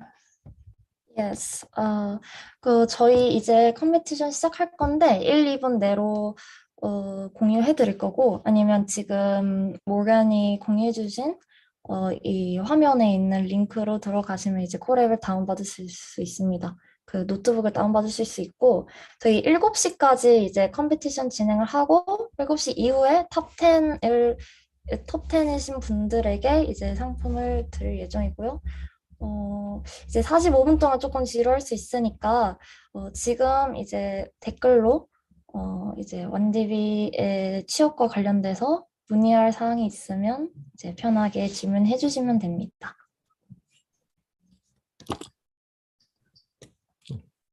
So I asked them if you have any questions about readyme's employment, they can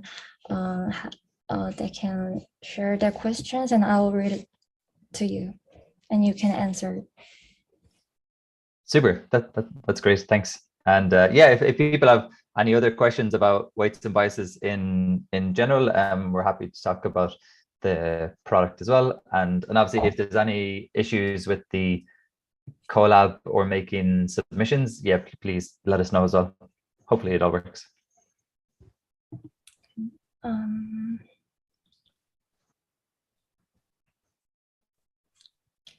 There is a little bit of delay between our Zoom and the YouTube live stream, so we can just wait a little bit for the question. Cool. Okay, here's one question. What's the primary reason for hiring engineers in Korea? So we're just to give some more context about what our team does. We're the growth team, and so our role is to grow our user base and also maintain and improve the engagement of our users. So we want people to sign up, and we want people to come back and get value out of weights and biases every day, every week, every month. And so we have a large user base in Korea, but we don't have any Korean speakers within the company. And so we feel maybe a little disconnected from the community in Korea. And we would like to, work a little closer with the community there. And that's for both the people, starting out with deep learning, students, researchers, but also people in industry. And so we have some customers in Korea, but there's so much, amazing tech companies coming out of Korea that we, from a sales point of view, we also want to be able to engage with those folks too. Okay, thank you. 이제 저희 이제 한국에서 되게 엄청 큰 유저 베이스를 가지고 있는데, 실제로 이제 weight and biases에서 일하시는 한국인 분들이 많이 없으시대요. 그래가지고 이제 한국인 분들 채용하면 서로 이제 소통할 때도 더 좋을 것 같고, 그리고 저희 나라에서 이제 되게 유명한 테크 기업들도 많이 생기고 점점 더 weight and biases 커스터머도 많이 생겨가지고 그래서 이제 한국 엔지니어들을 채용할 예정이라고 합니다. 네, 이제 다음 질문은 How many international employees are working in W&B? It's a good question. I would say as a percentage, if I had to guess, maybe 40%, maybe 30%. So my team, and Andrea's team, the growth team, we're probably closer to 60-70% international. So we've a lot of great people in India. There's a bunch of us in Europe. I'm in Dublin. I'm in Ireland, and then we have folks in California as well. So the growth team is probably more international than other teams in the company, but most teams are probably still, 30% international. Oh, I have one question for that.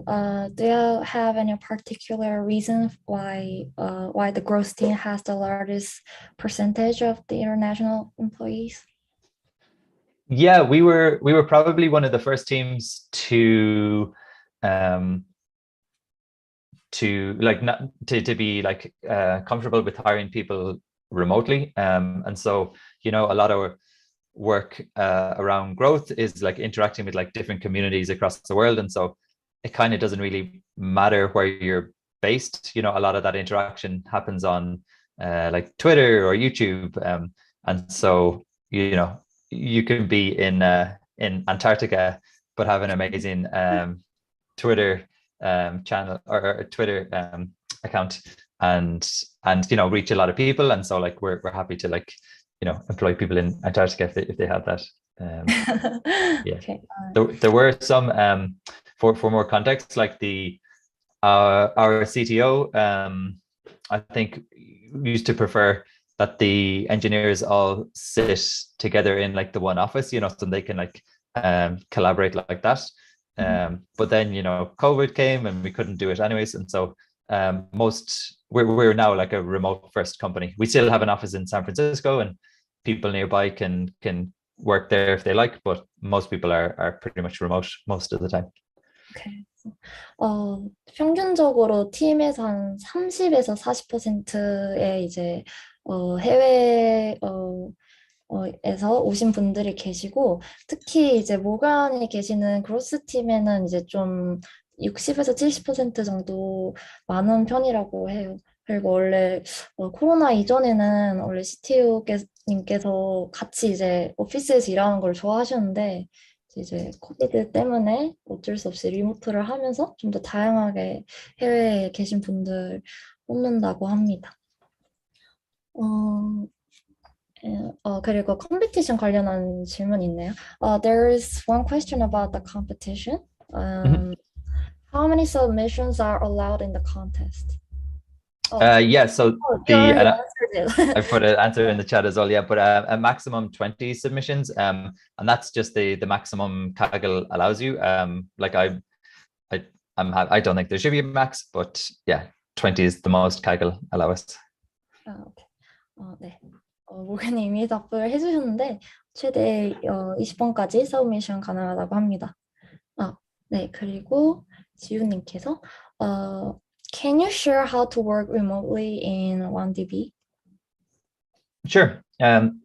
So we use, I guess, a lot of the similar tools that most kind of remote companies use, and non-remote, I guess, too. But yeah, so like a lot of our work is done asynchronously over Slack. We, as a loose policy, there are maybe like 2 or 3 team or company meetings a week that everyone is expected to attend, but besides that, we're super flexible. We just we want people to do the best work that they can, and so we don't care if you're working from 9 to 5 or from midnight to 8 a.m. Whatever works for you, that's fine with us. We do monthly in the growth team. We do kind of monthly games sessions, and so we like do like some like team games because it's nice, just all to like be together and play games and not talk about work.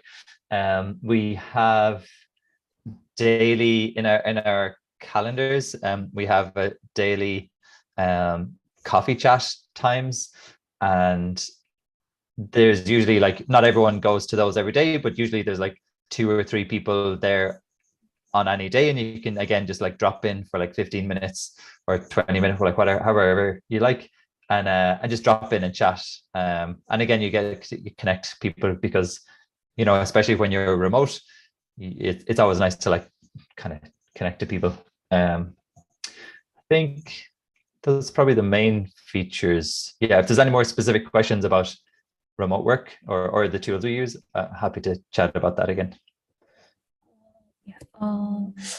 일단 대부분 그냥 되게 자유롭게 시간대 사용해서 일을 하는 것 같아요. 그래서 어느 시간대에 일하든 상관없는 것 같고, 그래서 뭐 슬랙을 통해서 소통을 하시고, 이제 뭐 매주마다 그냥 일 얘기가 아닌 게임 세션으로 이제 팀끼리 같이 이제 게임도 하고, 그리고 뭐 매일매일 커피 챗을 열어놔가지고 시간 될 때 이제 2-3명씩 모여서 커피 챗도 한다고 합니다. 그 뭔가 또 다른 방향으로 좀 더 구체적인 방향으로 일하는 거에 있어서 궁금한 점이 있으면 또 얘기를 해주세요. 네. Could you explain major differences or superiors of W&B and the competitors? Sure. Yeah, I'd love to. Maybe we can pause for 10 seconds and see if there's anyone on the leaderboard yet. Refresh. Okay, cool. Jimo Chang. Great. And so, sorry, I should have mentioned, but it's here on the leaderboard. 10% of the test data goes towards the leaderboard competition. So at the end, we'll be scoring everything on the private leaderboard submission. So obviously, be careful not to overfit too much on your public leaderboard score. You mean 10% of the prediction? Yeah, 10% of the test set. 여기 리더보드 잠깐 이제 주의사항을 말씀을 못 드렸는데 이제 테스트 셋의 한 10%에 해당하는 성능 스코어를 이제 제공해가지고 이제 딱 7시가 딱 되면은 그때 이제 전체 테스트 셋에 대한 스코어를 공개하는 거니까 그 점 유의하시고 스코어 체크하시면서 리더보드 참고하시면 됩니다. 네, 마저 질문 답으로 넘어갈게요. 네, you can keep on explaining. Cool. Thanks, Johan. Yeah, no, that was everything. I just wanted to have a look. But yeah, we can go back to the questions. So yeah, so the major differences, weights and biases and the competitors. Well, we kind of joke internally, but it's true. Like Google Sheets or Excel are actually probably our biggest competitors because that's actually where most people put in their experiment results. But in terms of like dedicated machine learning tracking, like I mentioned earlier, we have a few advantages over TensorBoard, for example, in terms of being able to log remotely and like store your results remotely. We have the capabilities around model and data set versioning. We have the data and predictions like visualization, like I showed earlier. So I'd be like against TensorBoard very quickly. Against the competitors, I mean, it's about like what tools like you enjoy to use. Feedback we've gotten compared to some of our competitors is that our product just feels a little bit more polished. People, yeah, I think like I don't know, again, there's like a lot of reasons why people choose different tools, but we have a strong and like growing customer base who have evaluated all of the tools out there and chosen weights and biases. Yeah, I mean, I guess, yeah, I think it's important that we not, I don't want to put any other like tools down. You know, everyone's like working quite hard in this space, and it's quite like an evolving space, and a lot of people make a lot of new products that are quite cool. But yeah, if you have a specific question about a specific product or feature that's in our competitors, I'm happy to maybe talk about that. Okay. 다른 경쟁사분들 뭔가 비교해서 얘기하기 조금 조심스러워서 좀 더 구체적인 프로덕트에 대해서 여쭤보시면 거기에 대한 장점은 알려주신다고 하네요. 네, 좀 베이그하게 말씀을 드리면 좀 더 정돈된 느낌의 툴이다? 이 정도로 설명하시는 것 같아요. 네. 그리고 How much deep learning experience are you guys looking into ML engineers? Yeah, it's a good question. So for this particular role, for someone from Korea, and again, they don't have to be based in Korea. You know, you could be a Korean living in the US or Europe. That's fine too. That experience, I think we're looking for maybe like 2 or 3 years of deep learning experience.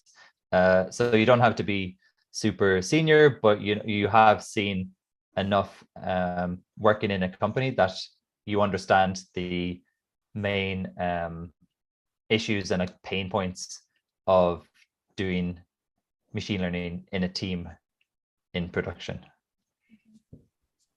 보통 약간 뭐 일단은 뭐 국적은 상관이 없고요. 그냥 뭐 보통 한 2년에서 3년 정도 딥러닝 경험이 있으면 좋다고 합니다. 그래서 꼭 시니어일 필요는 없고 그래도 한 2, 3년 정도의 좀 일 경험이 있으면 네, 그거를 좀 선호한다고 하시네요. What kind of skill sets are you expecting from qualified candidates? So it's a great question. The ML engineers we have within growth are maybe have like a slightly different skill set than a lot of than the like majority of ML engineers, because generally we look for people who are interacting with the community in some way, and that could look there's a few different ways that can look. There's making open source contributions to other libraries, or like Chris said, like having a strong open source library yourself.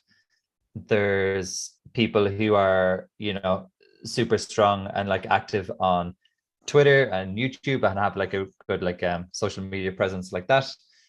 We also have people who are great writers and communicators, and so not only understand ML and deep learning, but able to like communicate it like really, really nicely. And then the same goes for like those people doing running events and explaining different machine learning concepts or frameworks. So we're looking for someone with the strong technical experience, but also the ability to communicate and interact with the community. I see. 우선은 일반 ML 엔지니어와 좀 다르게 그로스 ML 엔지니어에 한해서는 뭐 이제 다양한 머신러닝 뭐 코딩 해보던가 다양한 프레임워크를 다룬 것도 중요한데 좀 되게 커뮤니케이션을 잘하고 커뮤니티와 좀 약간 소통이 있었는지를 좀 중점적으로 본다고 하네요. 그래서 뭐 되게 다양한 방법이 있는데 예시로 뭐 오픈소스에 기여를 한다던가 아니면 진짜 뭐 SNS에 굉장히 영향력이 있다던가 뭐 트위터나 유튜브에서 뭐 아니면 뭐 글쓰기를 잘하고 커뮤니케이션을 잘한다던가 뭐 이런 역량도 중요하게 본다고 합니다. And I might just add to that also. The way I look at it is that we are helping build this team and build this company through ML.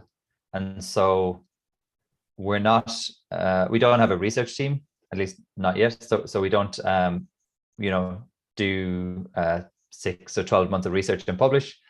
The product isn't powered by machine learning. So the machine learning comes in terms of like being able to take that understanding and knowledge, wrap Weights and Biases product around it, and then communicate that to the world. Or, in terms of our integrations team, maybe like make some code integrations also. But yeah, so it's if you have an interest in, helping build this startup and make the startup a success, that's also something we're looking for. 오케이. 그리고 조그만 애들을 하자면 그냥 뭐 당연하게 스타트업 회사니까 같이 이제 성장할 수 있는 사람을 선호한다고 합니다. Okay.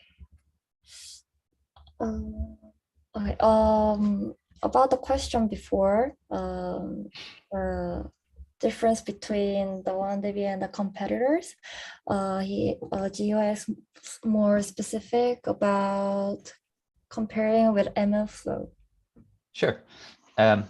So if you've used ML flow, you'll know that they probably well, one of the kind of main differences we see is that they have a model registry, and I know that's important for a lot of users in industry to be able to keep track of their models and know which ones are being staged and which ones are being experimented on and which models are in production.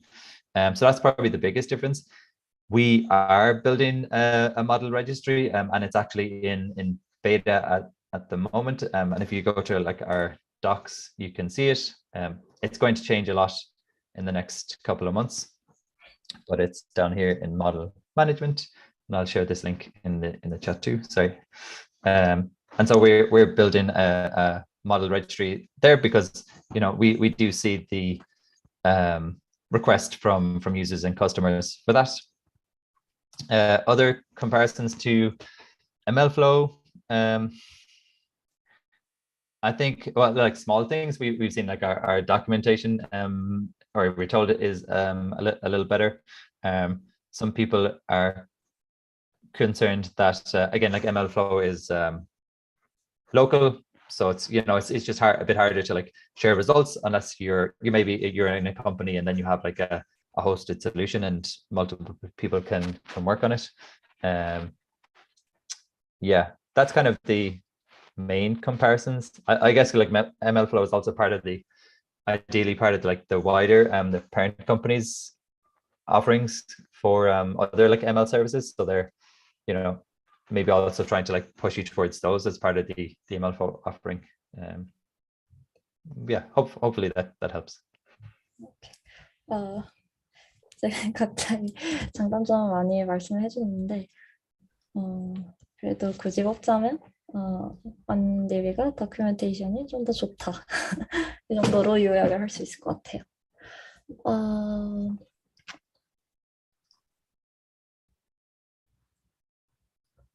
So one of them is asking, so in short, is readyme biases is looking for some sort of tech evangelist type of ML engineers in Korea? Yes, yeah, that's a good way of putting it. We also appreciate people who have a product mindset also. So if you look at weights and biases at the product, if you have ideas around how it can be improved, how the user experience can be better, how we can reduce friction, yeah, we're also looking for those people. But in general, yeah, evangelist is a good description of what we're looking for in Korea.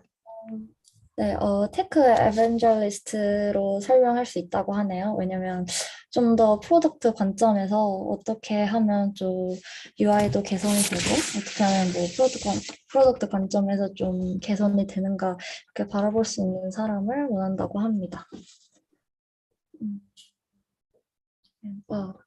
What is the major programming language and platform for W&B? Do you need a kind of on-device AI engineering like a mobile API? So a lot of our app is, or rather the backend is written in Go. The front end is written in TypeScript, I believe, and in terms of the mobile on device, it's interesting, but no, not for now. A lot of all of the compute that happens, to like render the charts or do the visualizations with tables, all happens on our servers on the back end. So we don't do much work on device today. But thanks for the question. 일단은 아직까지 온디바이스 모바일 쪽으로 로는 생각이 없다고 하네요. 그래서 일단은 웹에서 프론트엔드는 타입스크립트로 제공하고 있고 대부분 백엔드에서 이제 뭐 컴퓨테이션 하는 거를 제공을 해가지고 네, 아직은 계획이 없다고 합니다. 네. And Yubin said she just wanted to say thank you for the amazing work. And Yubin is working on 3 ML projects for which W&B just works like a charm. It does the nitty-gritty heavy lifting jobs for me, and Yubin loves it. Yeah, just wanted to say Great. that. Lovely, thank you. Good to hear. We'll pass on that feedback. We have a channel internally. We share all this positive feedback because it's great to share it with the engineers and the product team who don't kind of interact with the community every day. So thank you. Okay, thank you. One more question. What is the current short-term and if possibly long-term objectives for W&B? It's a good question. I guess I can start with long term because that's easier. And so in my presentation earlier, and if you missed it, I'll go to the slide here. So we see this is the pipeline for ML experimentation. What's obvious and what we don't have at the moment is production monitoring. So that's probably the biggest thing that we'll be working on later this year. We also I'll pause there actually because this might be a long answer. Can you explain more about the short-term objectives? Short term, we have the model registry that we want to ship, and we have a new product called Launch, and so it's about the model registry is kind of like important but kind of incremental and like built on top of artifacts. Launch is kind of a newer, more ambitious project that will like open the door to a lot more interesting things. But I can talk about that more in a second.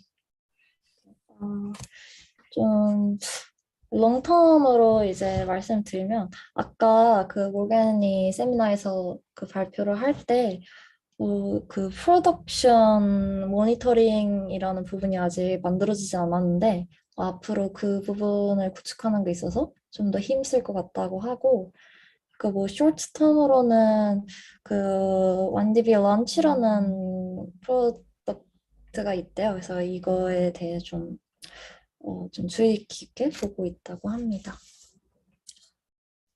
Okay,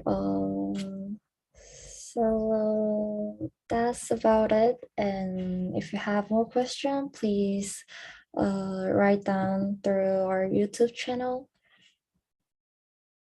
Okay, so we have about 17 minutes left. 저희 또 이제 W&B 그 취업에 관해서 궁금한 점 있으면 댓글로 여쭤봐 주시고요.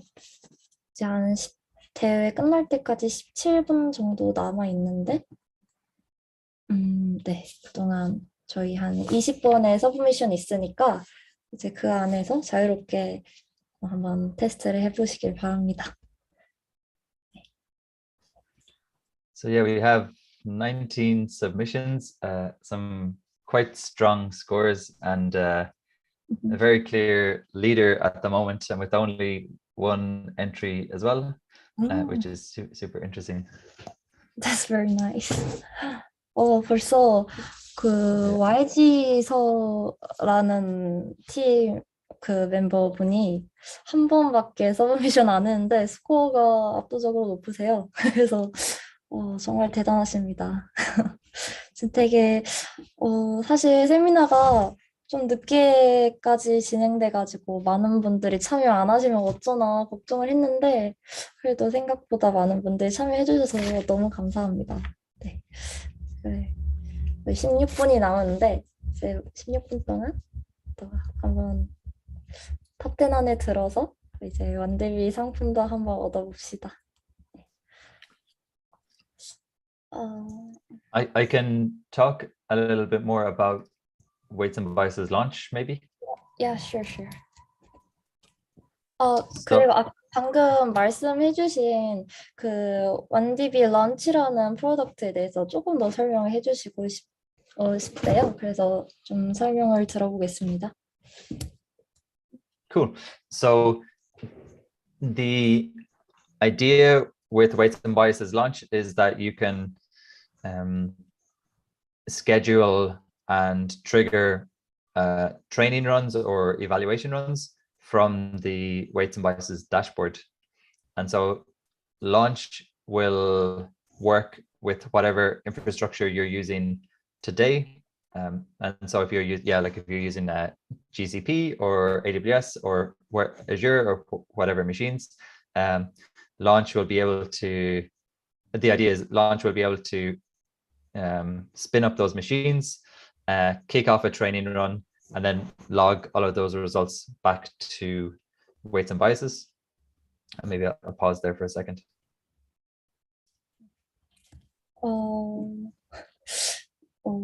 이거 약간 좀 어떤 인프라스트럭처나 어떤 머신과 상관없이 좀 뭔가 대시보드 통해서 좀 보여주는 툴인 것 같아요. 저도 사실 정확히 이해는 못했는데 조금 더 들어봅시다. Do you have more to say about the launch?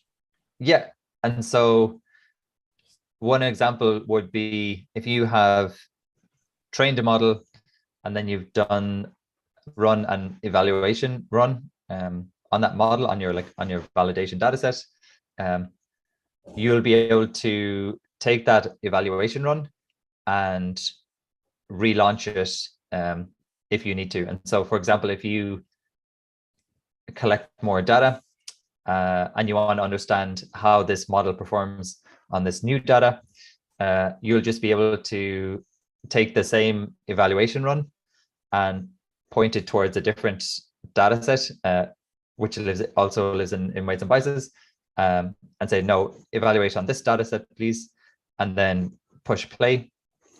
And then launch will be able to spin up some machines and run the exact same training script with all of the same hyperparameters, with the same model weights, and the same login, and create a new evaluation run on the new data set.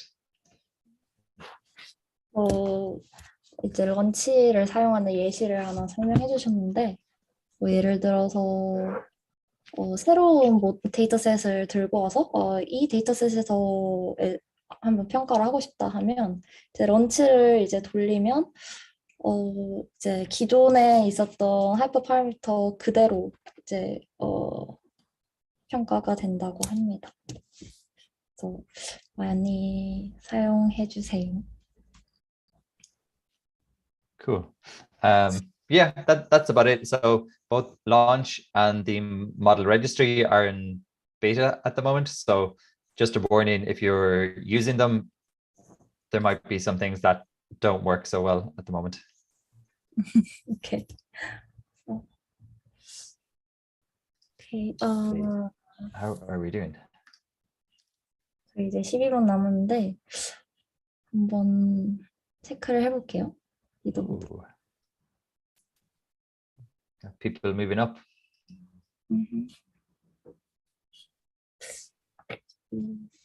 Cool. So we have 12 minutes left, I think. Yes. Great. 저희 이제 이거 탑 10분 이제 결정이 되면 이제 저희가 링크를 그 이메일을 알려드릴 거예요. 그러면 이제 탑 10에 드신 분들은 이제 그 이메일로 스크린샷을 해서 보내주시면 이제 W&B 측에서 상품을 보내줄 예정입니다. 네. Yuan, I'm curious, and if people want to answer in the chat as well, I'd love to hear. But I'm curious if there are any Korean, small Korean ML startups or startups, using a lot of ML in their product that you're excited about. For Korean ML startups who uses your product? No, not weights and biases, but just you know, well, either an ML startup or, you know, just a cool startup that use a lot of ML? Oh, okay. Well, there are like a lot of startups. I think many people can answer that instead of me. One startup that I looked, it was interesting was Altera. So Andrew Ng have mentioned it before, and this like predicts the fire from the mountain, and I heard that it has a really good prediction for that. So that's one of the company that I looked very interesting. Cool. 그 지금 모르겠니 그 머신러닝 관련된 우리나라 스타트업에 좀 재밌는 회사가 있으면 알려달라고 하셨거든요. 그래서 되게 자유롭게 한번 댓글을 남겨주시면 제가 소개를 드릴게요. Deeping source. Deeping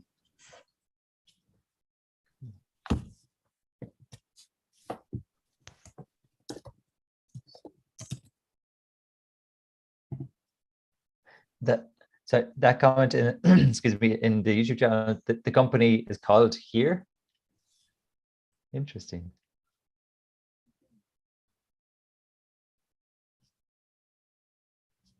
Here, I think he means 1DB. Ah, sorry. Okay, cool. There's a startup that uses Vision AI to get personal color. I thought it's quite interesting. Jinmo Chung, can you tell us the name of the startup company?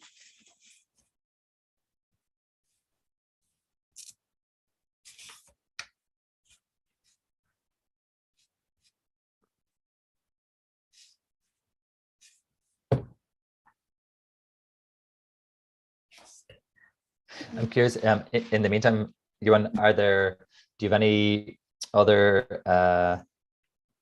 events, deep learning playground events lined up in the next weeks or months? Oh, so this is actually our first event. So we don't have anything yet. So, but cool. Yeah, maybe we will hold more events after. Yeah, great. For anyone watching, it's been amazing to work with Stella and Yuan and the whole entire team. So I highly recommend working with the DL Playground to organize events. Yes, we are also like recruiting the new members for our community. So speaking of that, I'll advertise them for a second. Great. 저희 이제 우연히 저희 이제 되게 커뮤니티 좋게 봐주셨는데 저희 커뮤니티가 사실 이제 서현님께서 말씀해 주셨는데 원래 그냥 조용히 저희끼리만 소통하던 공간이었어요. 그러다가 이제 좀 더 이제 세미나도 이번에 처음 열면서 공식적인 이벤트도 열어보는데 신입 멤버도 이제 뽑을 예정이거든요.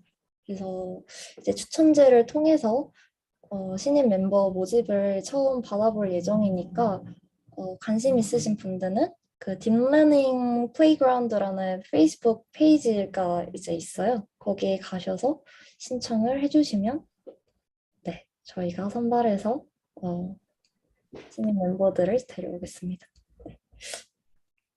그리고 되게 많이 관심 가져주셔서 정말 감사합니다. 저희 첫 행사인데 이렇게 많은 분들이 신청을 해주시고 참여해주셔서 네, 네 정말 놀랐습니다. 네. Is there a DL Playground Twitter handle? Pardon? Is there a Twitter account for a Deep Learning Playground? We haven't made that yet. We have Instagram, we have Facebook, we have YouTube, and no Twitter yet. Nice. We'll make that. Do you see a lot of machine learning on Instagram? It's not an area we look at the moment. On Instagram?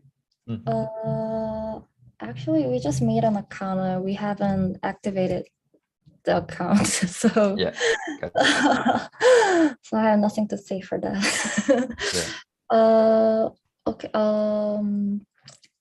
About the company that uses Vision AI to get a personal color, it's called Cocoon. Oh, I heard about that. Nice. Yeah.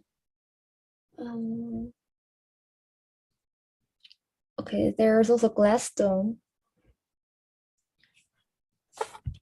And, thank you, Jinmo. Great.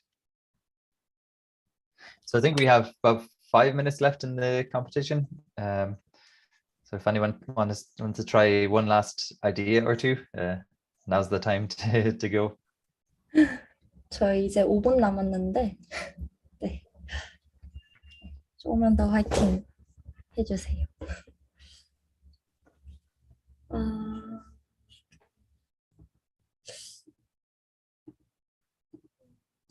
I saw Morgan. Just to speak in personal, I saw your Twitter before our seminar, and in your area it was 5 a.m. I saw it, and yeah. We started this event at 6 a.m. Irish time, so I got up at 5. Well, thank you for joining for our seminar. No, it's been amazing. Yeah, thanks very much, and it's been great to get in touch with everyone here. And some of the talks are really interesting as well. And yeah, I mean, I feel like I've done a full day's of work, and it's only 10 a.m. So I've got the entire day. Oh, it's almost 7 p.m. here in Korea. Okay. Lastly, can you show us how to apply job for W&B, like through the LinkedIn or? Yeah, exactly. So we can go to the link. So this is the link again, and I'll just drop it in the chat one more time. So if we go to this link, this will take us to LinkedIn. And yeah, you can just hit the apply button. Yeah, I don't know. And so that actually just takes us to our careers page. And so we're hiring for this role. We would love to someone from Korea for this role, but we're also hiring for this role in in other locations as well. We would like to hire maybe a few more deep learning engineers across growth in general. Yeah, I think that's about it. Can you also share the link at the YouTube? Oh yeah, I think I did, right? Can you see it? 저희 이제 지원 방법을 못 알려드려가지고 마지막으로 말씀드리자면 이제 모견이 아마 링크를 올렸을 거예요, 댓글에. 그래서 그 링크드인 통해 가지고 이제 어플라이 페이지로 넘어가서 네, 이제 지원을 해주시면 됩니다. One other thing, so yeah, 2 minutes left for the competition. Looking forward to seeing what happens when we get there. But one thing I'd like to show quickly is we just relaunched our version 2 of our blog just yesterday, and so it's called Fully Connected. It has a lot of articles, some written by weights and biases machine learning engineers, some contributed by the community on a really wide variety of like topics, some intro level stuff, some like more advanced stuff, some like paper reviews, and so we would love if people wanted to write any reports here. We'd love to show them, and so you can like submit a report just like this. Our content team will review it and then hopefully publish it. But there's also different sections, so you can see like projects, and again, if there are specific projects you'd like to showcase, you can also add your own projects here. Oh yeah, sorry, in this share button project here. We also show the trend of if it's a GitHub library, who's using, or like how many people are using that library. We have a news section, we have an events section. You can see our like webinars and also like rewatch past events and webinars. We have all of the links to all of our podcasts on the gradient descent. And we have a link that goes out to our forum. So I'll share this link too. That's amazing. 저희 웨이앤바이어스가 어제 딱 블로그를 이제 업데이트해서 새로 만들었다고 해요. 그래서 그것도 댓글에 이제 언급을 해주실 건데, 이거 보니까 되게 다양한 분들이 뭐 이제 뭐 인트로 레벨, 어드밴스 레벨 뭐 상관없이 되게 글도 많이 써줬고, 토픽도 되게 다양하고, 그래서 뭐 진짜 완디비 소속 엔지니어 분들도 쓰시고 커뮤니티 분들도 쓰셔가지고 이제 여러분들도 쓰실 수 있다고 해요. 그래서 이제 글 작성을 해서 글을 쓰시면 이제 완디비 측에서 검토를 하고 이제 통과가 되면 블로그에 업로드가 된다고 합니다. 그리고 뭐 이전에 지난 세미나, 웨비나나 팟캐스트 같은 것도 다시 볼 수 있으니까 네, 많이 이용해 주세요. Okay. Cool. I think we can finish the contest. 네, 이제 7시가 좀 넘어가지고 얘기를 하다 보니까 이제 컴피티션을 마치도록 하겠습니다. 자, 그럼 Cool. 이제 Sorry. 네, 이제 탑 10을 한번 봐볼 건데요. Can you show Cool. us the top 10? Yeah, so I just refreshed. This is the private leaderboard. This is our final results. So in first place, congrats, Suwon. 이제 결과 나오는데요. 1등 수원님 축하드립니다. 와. Well done, everybody. Yeah, I hope this was useful and a bit of fun, and it gives you a bit of an idea of how to use weights and biases. Let me share the slides. Can you start sharing your screen, Julia? Yep. So that I can show them how to email. Okay.